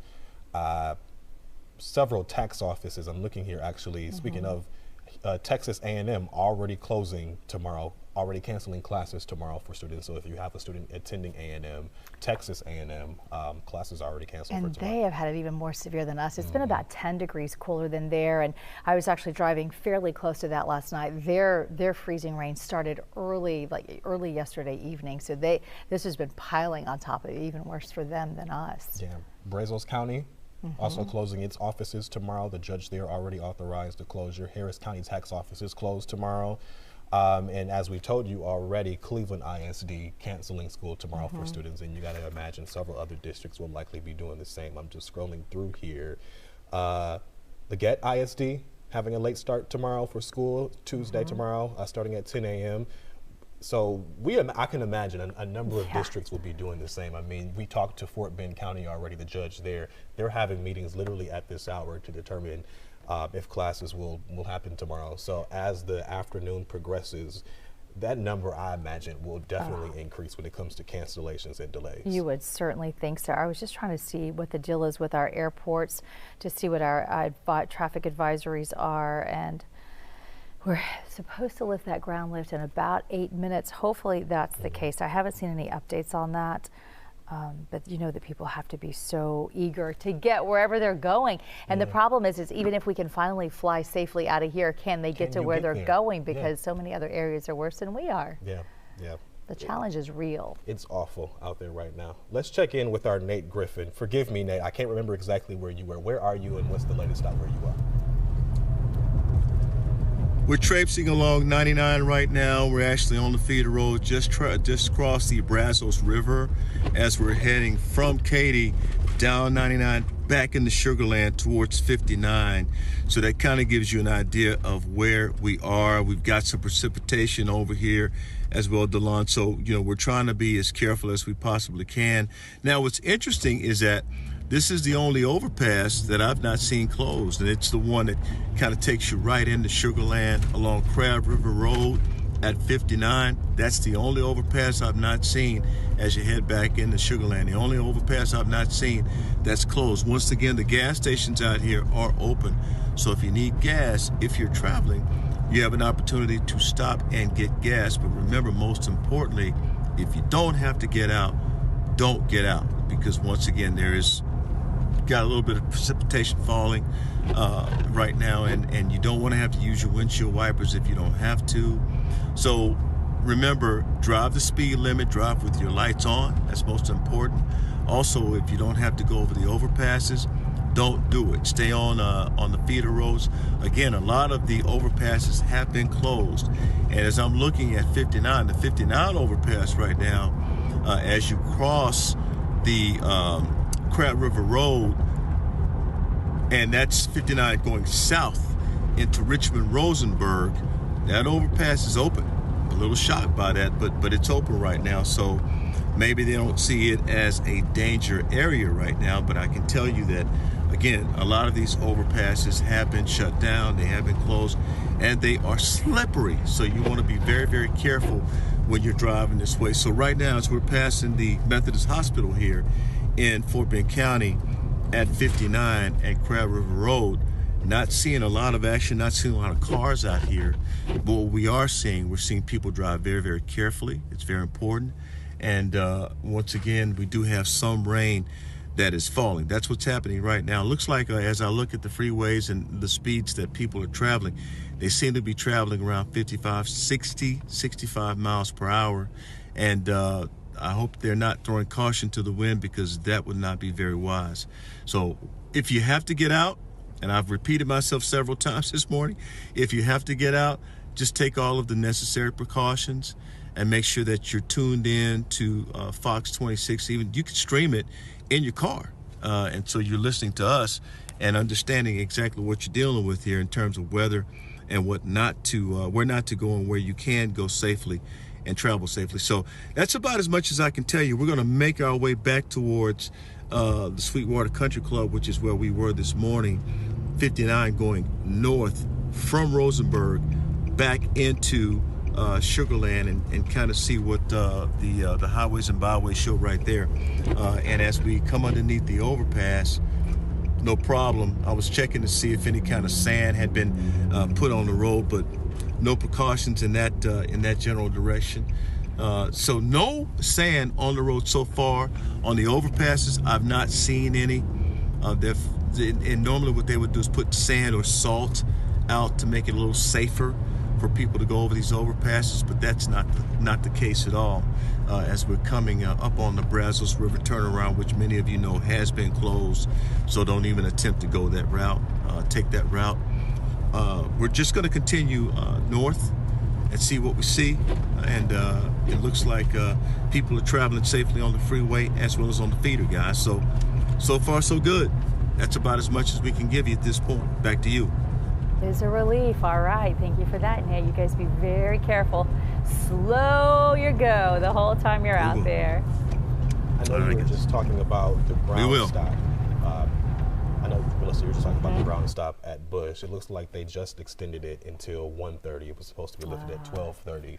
And then even on here, it's saying the probability of an extension is about medium 30 to 60%. So it could even be worse than that. Okay, so that's really important to note. Also, just a reminder, tomorrow, ERCOT urging us all from 6 in the morning until 9 in the morning to really pull back, unplug anything that you aren't using in your home. Try to bring down the degrees a couple if you can. Maybe just throw on an extra layer. Make sure that you're staying as warm as you can in your home without getting sick, but try to help out the situation so that they don't have to have any rolling blackouts, or we don't want any power outages at this time. It's too cold. It's going to start the warm up though, almost 70 by Thursday, so that's something to look forward to. We just have to get through the next 2 days. Yeah, and again, we were talking about the Sam Houston tollway there. All of the connecting, let me go back to this so I'm giving you the right information. We know several lanes there are closed right now because they're treating.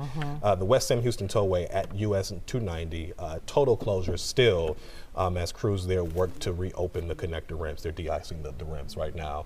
So eventually people can travel through safely because it's treacherous. Well, what we want to make sure you know too is that we have got you covered whether we're in the middle of a newscast or whether we are out of one. So you can certainly catch online and on air our updates. We're going to have weather updates every single hour throughout the day, so that'll be super helpful all the way up until 3. And then we're going to have more live coverage right here on this local app from 3 to 6. And then all of our other newscasts, you name it, we got people covered today. Yeah, we'll be on throughout the evening. We have you covered because obviously this is a developing situation when it comes to the weather. Things changing really minute by minute, cancellations and closings. We have all of our, everybody is clocking in to work today. We have all of our meteorologists here working to keep you safe and updated. So just keep it right here with us on Fox 26, the Fox 26 local app for your smart TV, along with your Fox 26 smartphone app. Wherever you are, whatever you are doing, you can always stay up to date on your phone, TV for free. Yeah, and then the weather app too is so helpful because you can actually go in neighborhood by neighborhood and get a really good idea of what's happening right there around you or maybe where you want to go. And so that's really important. If you're going out and about, grab that emergency kit, grab a blanket, make sure you have thick clothing on, make sure you have the hat and gloves, perhaps some water, some snacks, just in case you get either into a wreck, hopefully not, but if you were to get behind what happened this morning along I-10 and you were sitting out there, they've been sitting out there for what, maybe 6 hours perhaps, just stuck out there, and you just picture what that would feel like stuck in your car. It would be very overwhelming. Just do that just to make sure that you stay safe. Make sure all the vulnerable people around you, remember those people, pets, pipes, and plants are taken care of the next coming days, and then it'll feel like spring in just a few days, so just wait for that. Yeah, one more thing to note here, Highway 6 north and southbound closed at the Fort Bend Tollway. Judge K.P. George just tweeting this out here in with the past couple of minutes. So we've got you covered throughout the afternoon and evening. Keep it right here with Fox 26. We're going to have another update for you every hour on the hour. And then our evening team picks up our coverage at 3 p.m. on the Fox local app and throughout the afternoon and evening. So be careful, everyone. Thanks for being here.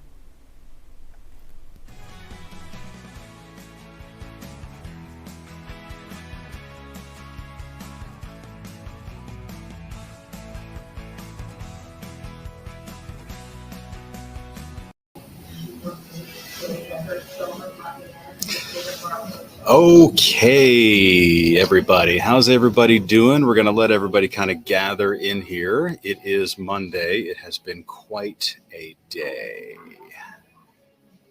Quite a day here across the Houston area with this sort of minor to moderate winter storm. It's a big deal for us.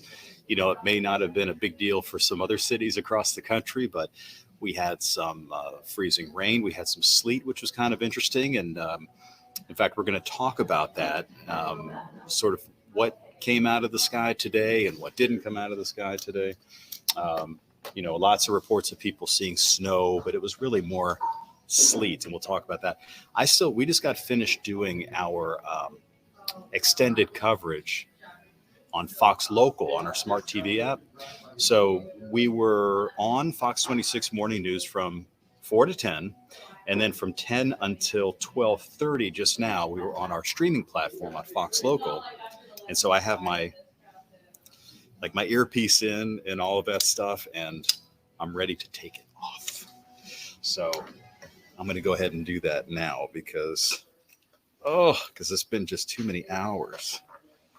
So hope everybody is safe out there. I took a step outside earlier this morning just to feel it, and just to get an idea of really how cold that wind was. And I stepped outside and my key card would not let me back in. I got trapped outside. Okay, so let's see what everybody's doing. Okay, so Mike says, happy MLK Day. Mike, thank you very much. It's always a shame when a holiday is affected by inclement weather like this. The big parades were canceled and it just had to happen. I mean, the wind chill is like 15 degrees or something. So there's no way in the world you'd want to have marching bands and kids out there, really anybody else.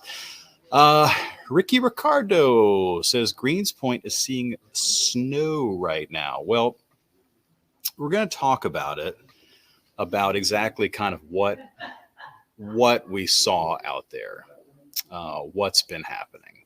So, well, first, you know how much I love this. I want to show you my whiteboard. You know how much I love my whiteboard, right? There it is. Okay. And so here we go. So I want to talk a little bit about what we saw today. Oh, hey, Rico, here.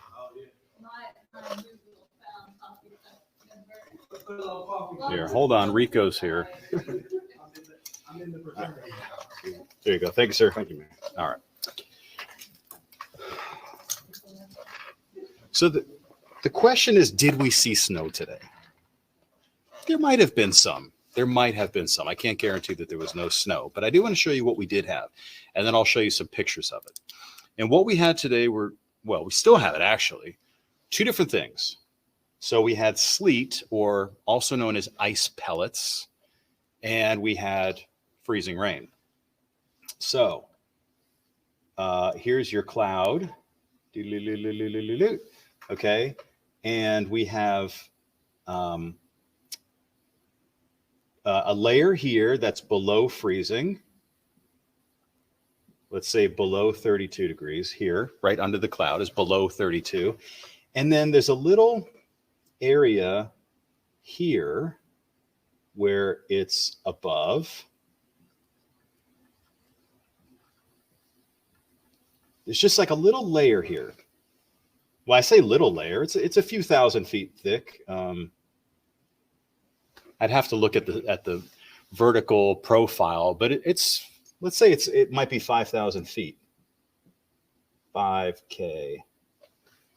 It might be about 5,000 feet thick. And then down here, we are freezing. So again, we're below 32 degrees. So you got to think about what happens in this kind of environment. So you have either snow or freezing, like a frozen drizzle or something. It might even be snow, probably, that starts to precipitate out of this and starts to drop. And then what happens when it gets into this layer? It melts. Okay, it melts. So this is water, liquid water.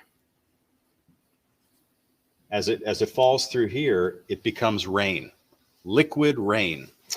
Then, see, this is the ground. Okay, there's a tree. Here's a car. How do you like that? Let's make it a pickup truck. This is Texas, after all. As the water now falls into this area, then a couple of things can happen, because this is pretty shallow. This is only a couple thousand feet, maybe. So down here, what has been happening today is that the drizzle freezes into these little tiny pellets. And they're very small, very light, and they really very, very much resemble snow. And I'll show you a picture here if I could pull it up in a couple of minutes. The reason it's different from snow is that snow has a flake. You've heard of snowflakes, right? Whoops. You know snowflakes. So you know, a snowflake kind of has 6, whoops. Well, that's terrible, Mike. That's horrible. So a snowflake has 6 sides like this, right? And then it's got all these pretty, you know, things around it and da-da-da-da-da. You know, no 2 snowflakes are the same. You know, the whole thing. Man, that's the ugliest snowflake you've ever seen, huh? But snow falls in the form of flakes, crystals, just like my wife, Crystal. This is little spheres. It literally is like little tiny spheres of ice.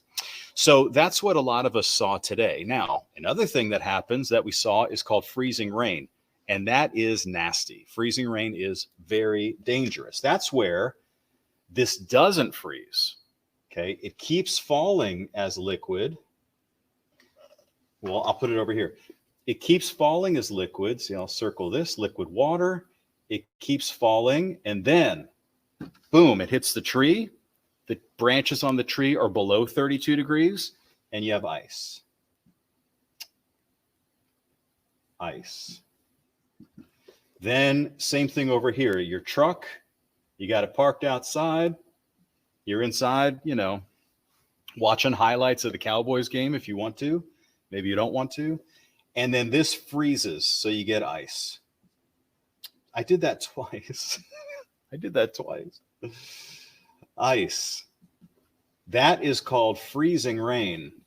FRZ. Rain. Freezing rain is very dangerous because freezing rain can accumulate on trees, which can break the tree branches. It can accumulate on power lines, which can break the power lines. It can also accumulate on the windshield of your car, and then you go to turn the windshield wipers on and you rip your windshield wipers off. We don't want that to happen. The best thing to do if you do have freezing rain on your windshield is you have to get out there and just patiently turn on the heater, the defroster, and just let it heat up. And it might take 5 minutes. It might even take 10 minutes. And eventually the ice will start to break up. And then you can either take a credit card or something and swipe it off, or you can turn on your windshield wipers at that point and get rid of the ice. But if you do it when the ice is just solid frozen on there, you could break your windshield wipers, or you could just run it back and forth and it won't do anything. So that's what we had. We had ice pellets, also known as sleet, and we had freezing rain. Now, could there have been a couple of snowflakes out there? Maybe, but I don't really think there was a whole lot, even if it really closely resembled that. So I want to see how I can share the screen with you because I have some pictures that I want to show you. Here we go. Present, share screen. So here we go. So I'm going to share this screen with you, and I'm going to take you to some pictures that I posted on our weather page here because I want to show you what the substance was that came out of the sky. Here we go. So let me take you to this picture. Okay. So I hope y'all can see this. Can y'all see that? Let me know if, can y'all comment real quick if you can see what I'm showing with the ice, with the person's hand with the ice in it? I think you can. Well, this is a perfect example of sleet. So look real close here at the, yeah, here we go. So look really close. And I'm going to zoom in here for you. And I want you to see that they aren't snowflakes. See, they're actually these little round spheres. And this was actually sent to us from Sandra. Sandra lives up in Goodrich. Goodrich is near Livingston. I'm not sure if it's in San Jacinto County or Polk County because it's near the border there. I want to say probably Polk. I'm not sure. But it's up there. It's up there. But it's near Livingston. And again, here's another view of how it's not snowflakes. Now, don't get me wrong, it's fun. I mean, like, especially, I mean, if I saw it coming out of the sky, it's fun. If I had my kids outside, it's cool.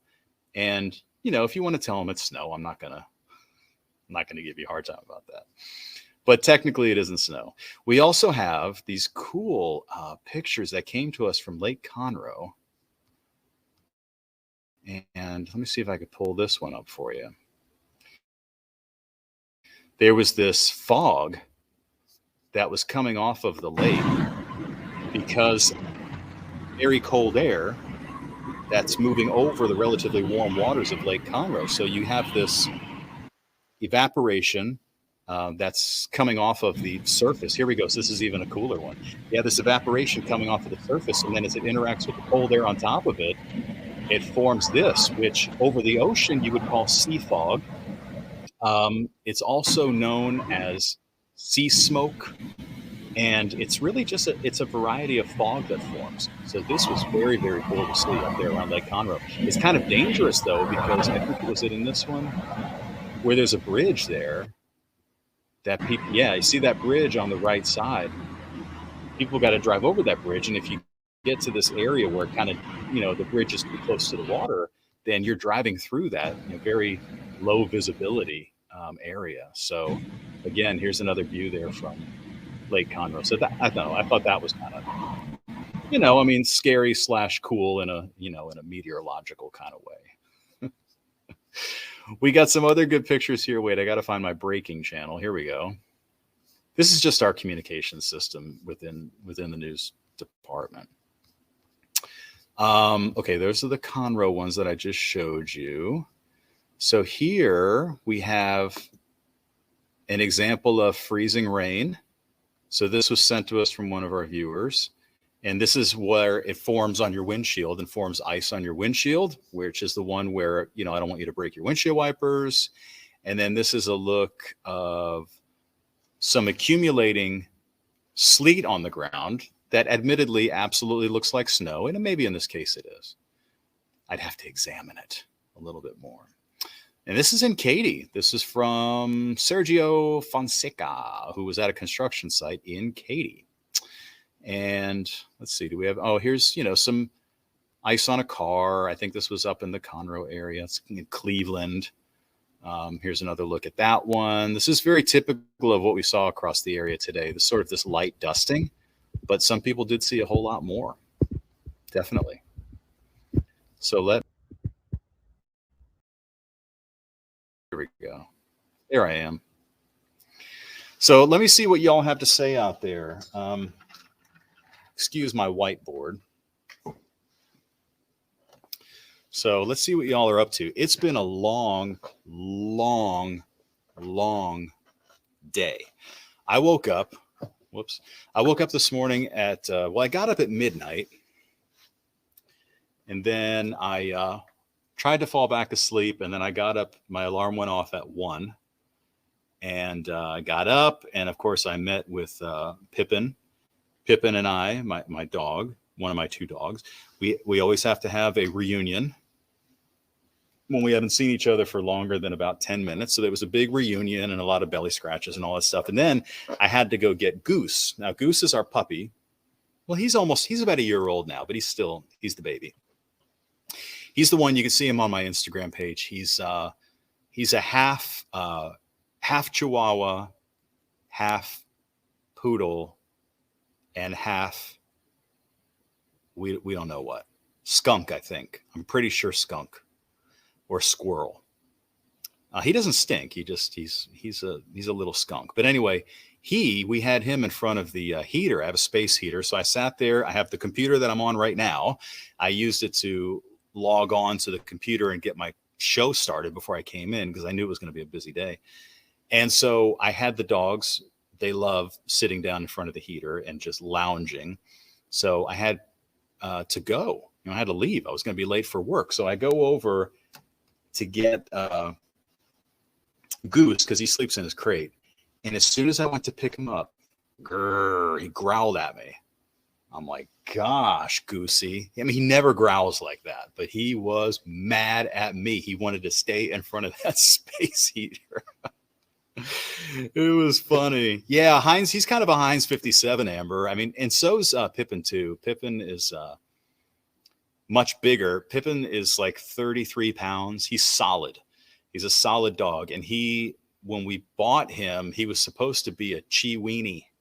Well, I say bought him, we rescued him when we got him. He was supposed to be a Chiweenie. He is not a Chiweenie. I don't know. He probably is part Dachshund and he probably is part Chihuahua, but I think there's definitely a pit bull in there somewhere. So, but he's a good boy. And anyway, so Renee is asking, is there school tomorrow? I will tell you that there are some school districts that have canceled classes tomorrow. I think Cleveland ISD and some of those school districts around Lake Livingston, I know have already canceled classes. I would have to check. But like the big districts like Houston ISD and Conroe ISD and Fort Bend and Katy and all, I don't think that they've canceled their classes at this point. They're probably playing it by ear.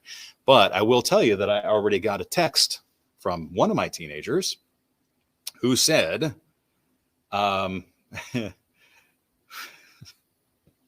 you think school will be canceled tomorrow? And I said, not sure, hon. It's going to be super cold.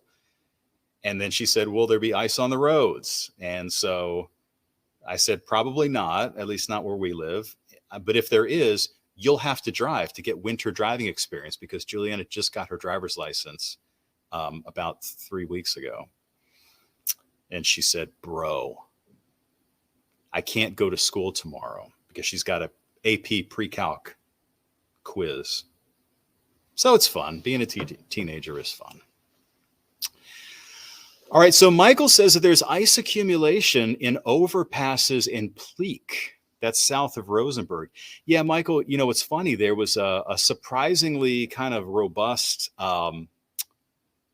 well, it wouldn't be a shower, you know, an area of sleet that moved over Needville, Pleak, Beasley, that area. And it looks like it definitely did leave an accumulation. Okay, Danielle makes an excellent point. Do not start your cars in a closed garage. During the big freeze in 2021, we have so many sad stories, right? Awful. But there was a family that was trying to stay warm. They went out to the car. They started the car and they all died of carbon monoxide poisoning, including the children. Just awful. And it was because they just, I don't know, the parents weren't thinking to open the garage door. I don't know. Very, very, very sad. Mike Henry, thank you very much. Edgar Lomas the fourth. I wish I was the fourth. I love that. Brazos Valley are closed tomorrow. I believe it. It's been so cold up there, Catherine. You guys dropped into the 20s late yesterday and you've been stuck in the low 20s the whole time. Unbelievable. Let's see. What else is going on out there? The other thing is, Danielle, on the subject of starting your cars, people suggested this morning. It's something to keep in mind for tomorrow. A lot of people didn't have to go to their cars this morning because of the Martin Luther King holiday. But tomorrow people might be going back to work, and overnight, sometimes animals like stray cats or squirrels or anything like that, they climb up into your engine. I mean, we've all heard those stories, right? And so you're supposed to, bang on the hood before you start the car. So I've definitely heard of that. In fact, I've had something similar. You know how I like to tell these ridiculous stories, right? When we first got Jelly's our cat. And when we got Jelly, he was very frisky as a kitten. And he escaped and we couldn't find him. And I drove to the gym. We were looking all over, couldn't find him. So, we're like, poor kitty. So anyway, I drove to the gym, which was only about an hour. I mean, hours. It wasn't an hour. It was a mile from the house. So I get there and I pull into, and I see this woman stand. She had this look of horror on her face. It's like, oh my gosh. I thought I hit something or whatever. So I get out of the car. Jelly had gone up inside the bumper of the car, like inside. And he was all dirty and everything. Oh my gosh. I was terrified. I was just terrified. He wasn't hurt. He was just dirty. So I was scarred for life because I love that cat. Scarred for, and he wouldn't do that now because he's too hefty to fit in a space like that. Yeah, the cat, thank God he was fine. Thank God he was fine. Yeah, so Claudia has a great suggestion too, which is to check the tire pressure. Anytime there's a change in temperatures, you have, well, a couple things happen to the tire. You have a change in the volume of that the air takes up because of the shrinking during cold air and expanding during warm air, but you also have a change in the rubber that makes up your tire, that it gets harder when it's cold outside and it gets softer when it's warm outside, especially depending on what kind of tire you have. You know, some people, like with sports cars, they have summer tires. And if you drive summer tires and it's in the winter, then you lose all traction when it's cold outside. And a lot of people don't realize that. So, Matthew, I work overnight. Should I call in? I don't know, man. I can't tell you to call. Do you have sick time? Do you want to call in? Is your boss going to be upset? I don't know. I don't want anybody blaming me. Ashley, hello to you. Ice accumulation on your porch in Dayton. I got to tell you, I would like to be in Dayton and have a porch. That would be something that I could see myself doing. Especially if I had, you know how badly I want goats and chickens and stuff. I could see that. Mike Henry, thank you very much. Thank you. Let's see. Wait, Matthew Harrington says, I've been watching you since 2005. Gosh, Matt. Do you know when I started here? 2000. 23 years ago. Tracy says there's light snow in the Humboldt-Kingwood area near 59. Yeah, I believe it. Any road closures like the bridge from Pasadena? You know what, Vicky? That's an excellent question. I mean, those ship channel bridges, didn't they just build a new one? I think they did. Those bridges are kind of scary as it is, right? I mean, they're so big, so high and everything. I have not heard that any of those are closed. I'll tell you what I do know is that there are portions of Highway 290 that have been closed. About an hour ago, we reported that 290 at the Beltway was closed. Now, I don't know if it was closed in both directions. I think it was probably like the exits that were closed because they need to get TxDOT crews out there to treat it because there's ice that's forming. Nate Griffin was out on Highway 99 around the Fulshire area, like south of Katy. And there were some parts of that road that were closed also. So they had to divert onto the feeder road and then go back. And then there are lots of other roads here and there that have some, intermittent ice, but only in a few spots. But yeah, it's kind of a big deal. It's a little bit bigger deal than I thought it was going to be honest with you. Light snow, Bingle and Tidwell right now? I'm surprised at that. So that's up. Risa, you're up there just on the north side of Houston. I'm surprised. Linda wants goats and chickens also. But yeah, look, Linda, I feel you. I would love to have a chicken. My wife would never want to have a chicken, which the irony is that she grew up with chickens. I mean, I'm not going to say it was like Green Acres, but from what I understand, I mean, she grew up in Louisiana, and they had like a little small, little farm. I'll put it this way: they had a bull. I mean, how many people have a bull? They had a bull, and they had, I think, 2 or 3 horses and some chickens and stuff. The thing is, the chickens, they would eat the chickens. I would just want to pet the chickens. I'm not a vegetarian, but I try not to eat things that have a name. You know what I mean? Oh, thank you, Matthew. That's awesome, man. It's awesome to hear. Angleton ISD is closed tomorrow. Is that? Oh, well, that's Lee. Okay, folks, Lee in the chat. She's my boss. Lee says Angleton ISD is. I'm surprised at that. I really am. Snow flurries, NRG. Is it okay to wash dishes, flush toilets, and take a warm shower? 100% yes. Absolutely. Yeah. In fact, I would say it's good to keep that water flowing. Okay, Danielle, this is a sore spot here. You're gonna make me get into one of my fits here. Winter storm names. Winter storms do not have names. Hurricanes have names. Hurricanes get names from the United Nations World Meteorological Organization, and hurricanes are given names because they're a defined area with a latitude and longitude, and you can track them. Winter storms are very large. A winter storm is more of an event than a spot. And so winter storms don't get names, not at all. The Weather Channel started a gimmick to name them, and they've been wildly successful, unfortunately, but I'm not a fan. Not a fan of that. Well, I'm going to wrap things up here in a minute. Reason being that we have a weather update that we're going to provide for you on the same streaming platform. Allison Gargaro, our new wonderful meteorologist, is here. And Allison, are you doing the update or is JD? Okay, Allison is going to do the update for you here in just a moment as I wrap things up.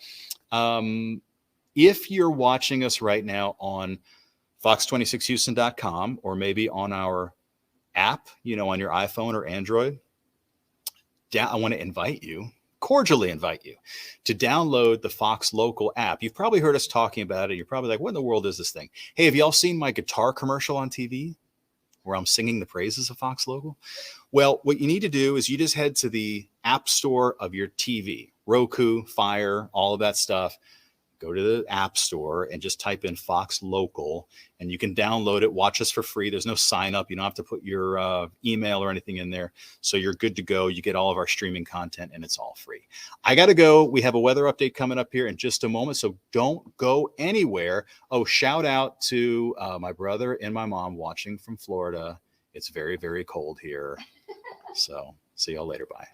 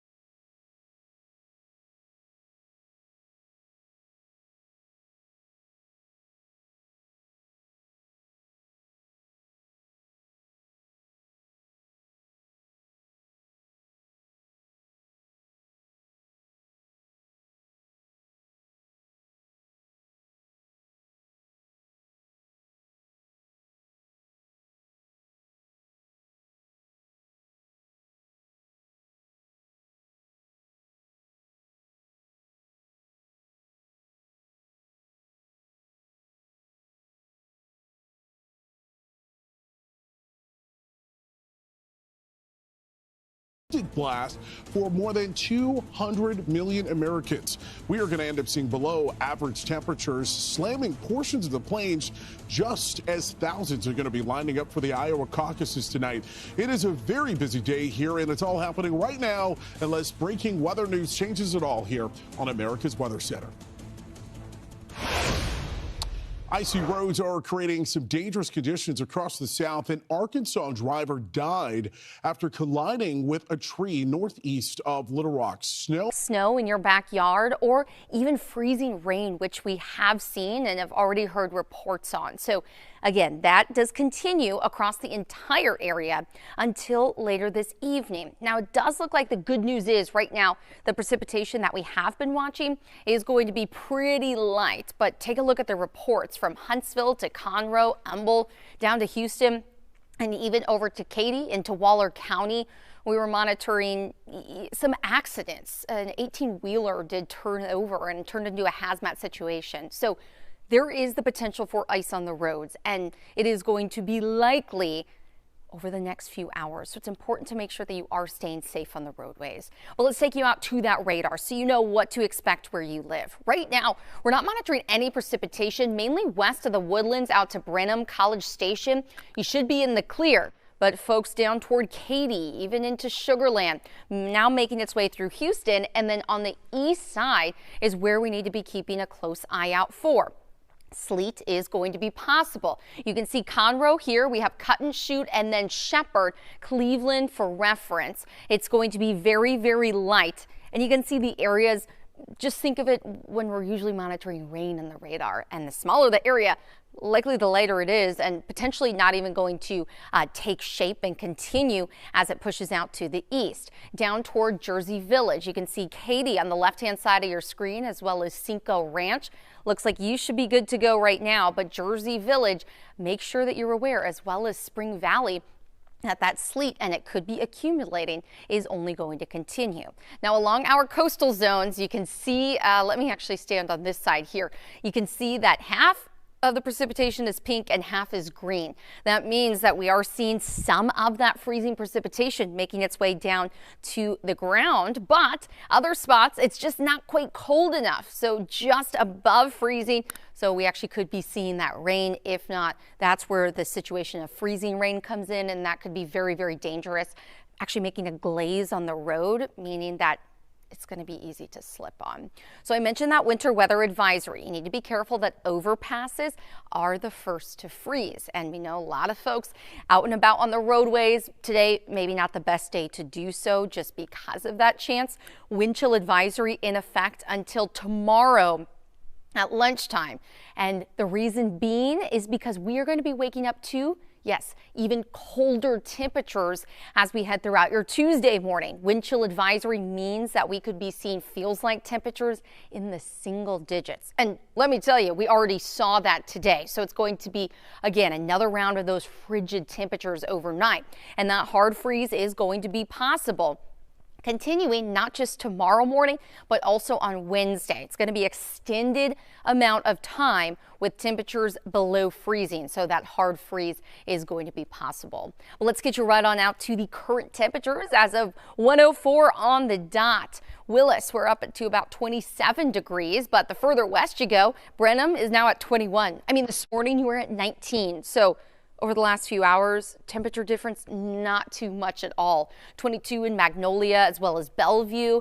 We have 25 degrees in Spring, 23 in Cypress, and it looks like we are right around that 25 degree mark in the Woodlands. Now let's take you to the northeast toward Humble. We're right around that 30 degree mark, so still below freezing. Channelview, same thing, but Pasadena is right on the money. So meaning, depending on exactly where you are in that neighborhood, we could be seeing some of that freezing rain versus the sleet. Katy at 26 degrees right now, same as Rosenberg. It does look like other spots like Lake Olympia right around that 23 degree mark. And then here you go. The closer you get to water, the warmer those temperatures are. So we have some 34s, so just above freezing. Jamaica Beach is at 31 degrees right now, and League City at 32. But let's take you out to that wind chill. So that's going to be the temperature mixed with the wind. And if you stepped outside today, you know that it's windy out there. Wind gusts ranging anywhere from 20 up to about 25 miles per hour. College Station feels like 7 degrees right now. Conroe feels like 16. Same thing with Tomball. Out at Hobby, we're at 17, and it feels like 24 degrees in Galveston. So a lot of folks are experiencing the very gusty winds and temps that are pretty cool. And that wind chill factor, again, is going to be at some of the lowest values up toward Huntsville. We're at, it looks like 10 here, Brenham 12, like I mentioned, and then single digits closer to Bryan College Station. Now, that winter weather advisory continues until 6 o'clock this evening, and we could be seeing some light precipitation through that time. It doesn't look like it actually kicks out until a little bit later tonight, but as soon as the sun starts setting, that's when temperatures will be dropping. By the time Tuesday morning rolls around, these are going to be forecast actual temps. We're talking 18 degrees, Huntsville to Brenham, 21 in Katy and the Woodlands, 22 in Cleveland. We have 26 in League City tomorrow morning, and Wharton at 21. So I talked about temps being even colder, and that's exactly what we're expecting. Then by Tuesday afternoon, we're briefly going to be reaching that freezing point, maybe a few degrees above, but not for long. And then Wednesday morning, another round of the widespread 20s. That's why we are seeing that hard freeze warning extend all the way to that point. But I want to let you know, thank you at home. You guys have been so amazing, sending us pictures, video, letting us know what your commute to work was like. And everybody, hopefully safe while driving. But maybe you're just home, you have some accumulation of the sleet in your backyard, and you want to share the photo with us. Come on, we love to see it, and we'll show it on air and spread it on social medias as well. So if you can, take out your cell phone, point the camera app to this QR code, and there you will get a link. Send you to our website, and that's where you can upload the pictures and video. And boy, like I mentioned, we do love to see it. Right now, temperatures across the state are still cold. 17 degrees in Tyler right now, 19 in Dallas, 17 in Amarillo, and 20s in Midland, Odessa. Afternoon highs today, well, really not going up much. I mean, 32 in Houston. Maybe we'll get there, and we're close to that early this morning, so not going to be much of a difference. But let's talk about the lows tonight. We're talking frigid temperatures, actually in the single digits, Midland and up in Amarillo, in the teens from Tyler to Dallas, Austin, even into San Antonio. But it looks like us here in Houston and then down the Gulf Coast going to remain in the 20s today. But you can see every single spot across the state is going to be below freezing. So it's important to make sure that you are conserving energy. If you can, turn the appliances and electronics off that don't need to necessarily be on, because folks are going to need their heat on tonight. You're going to need to stay warm. But a friendly reminder, make sure that you're staying safe about it, especially with the space heaters. We know those are great. You put them right next to your toes and you can just bundle up and stay warm. Maybe the dogs like them, but you don't want them near curtains, near blanket, near anything that can catch fire, because we just want to make sure that you at home are staying safe, not only from the elements outside, which are the cold temperatures, but also some hazards inside. So a futurecast wind chills are going to be down to that single digit mark. And then even as we head into your Tuesday afternoon, we're still going to be feeling temperatures in the 20s. So again, Fox Local is going to be the spot that you're going to want to go to for all the latest updates. We have this continuous coverage like you're seeing right here, and we're going to continue to bring you the latest. It's awesome. It's a TV app. First off, it's free, but it's just like any other streaming service. You scroll down, you're on Netflix. What do I want to watch? Well, it has different shelves, and one of them is the Arctic Blast here in Texas. So you can actually watch videos from our awesome reporters that are across Houston right now. If you still need to cover up those pipes, you still have time. And I even talked with a plumber last week on how to do so. So just a really, really, really great tool that you can use, and it's all at your fingertips. Download the Fox Local app on your smart TV. And we're going to actually have another weather update.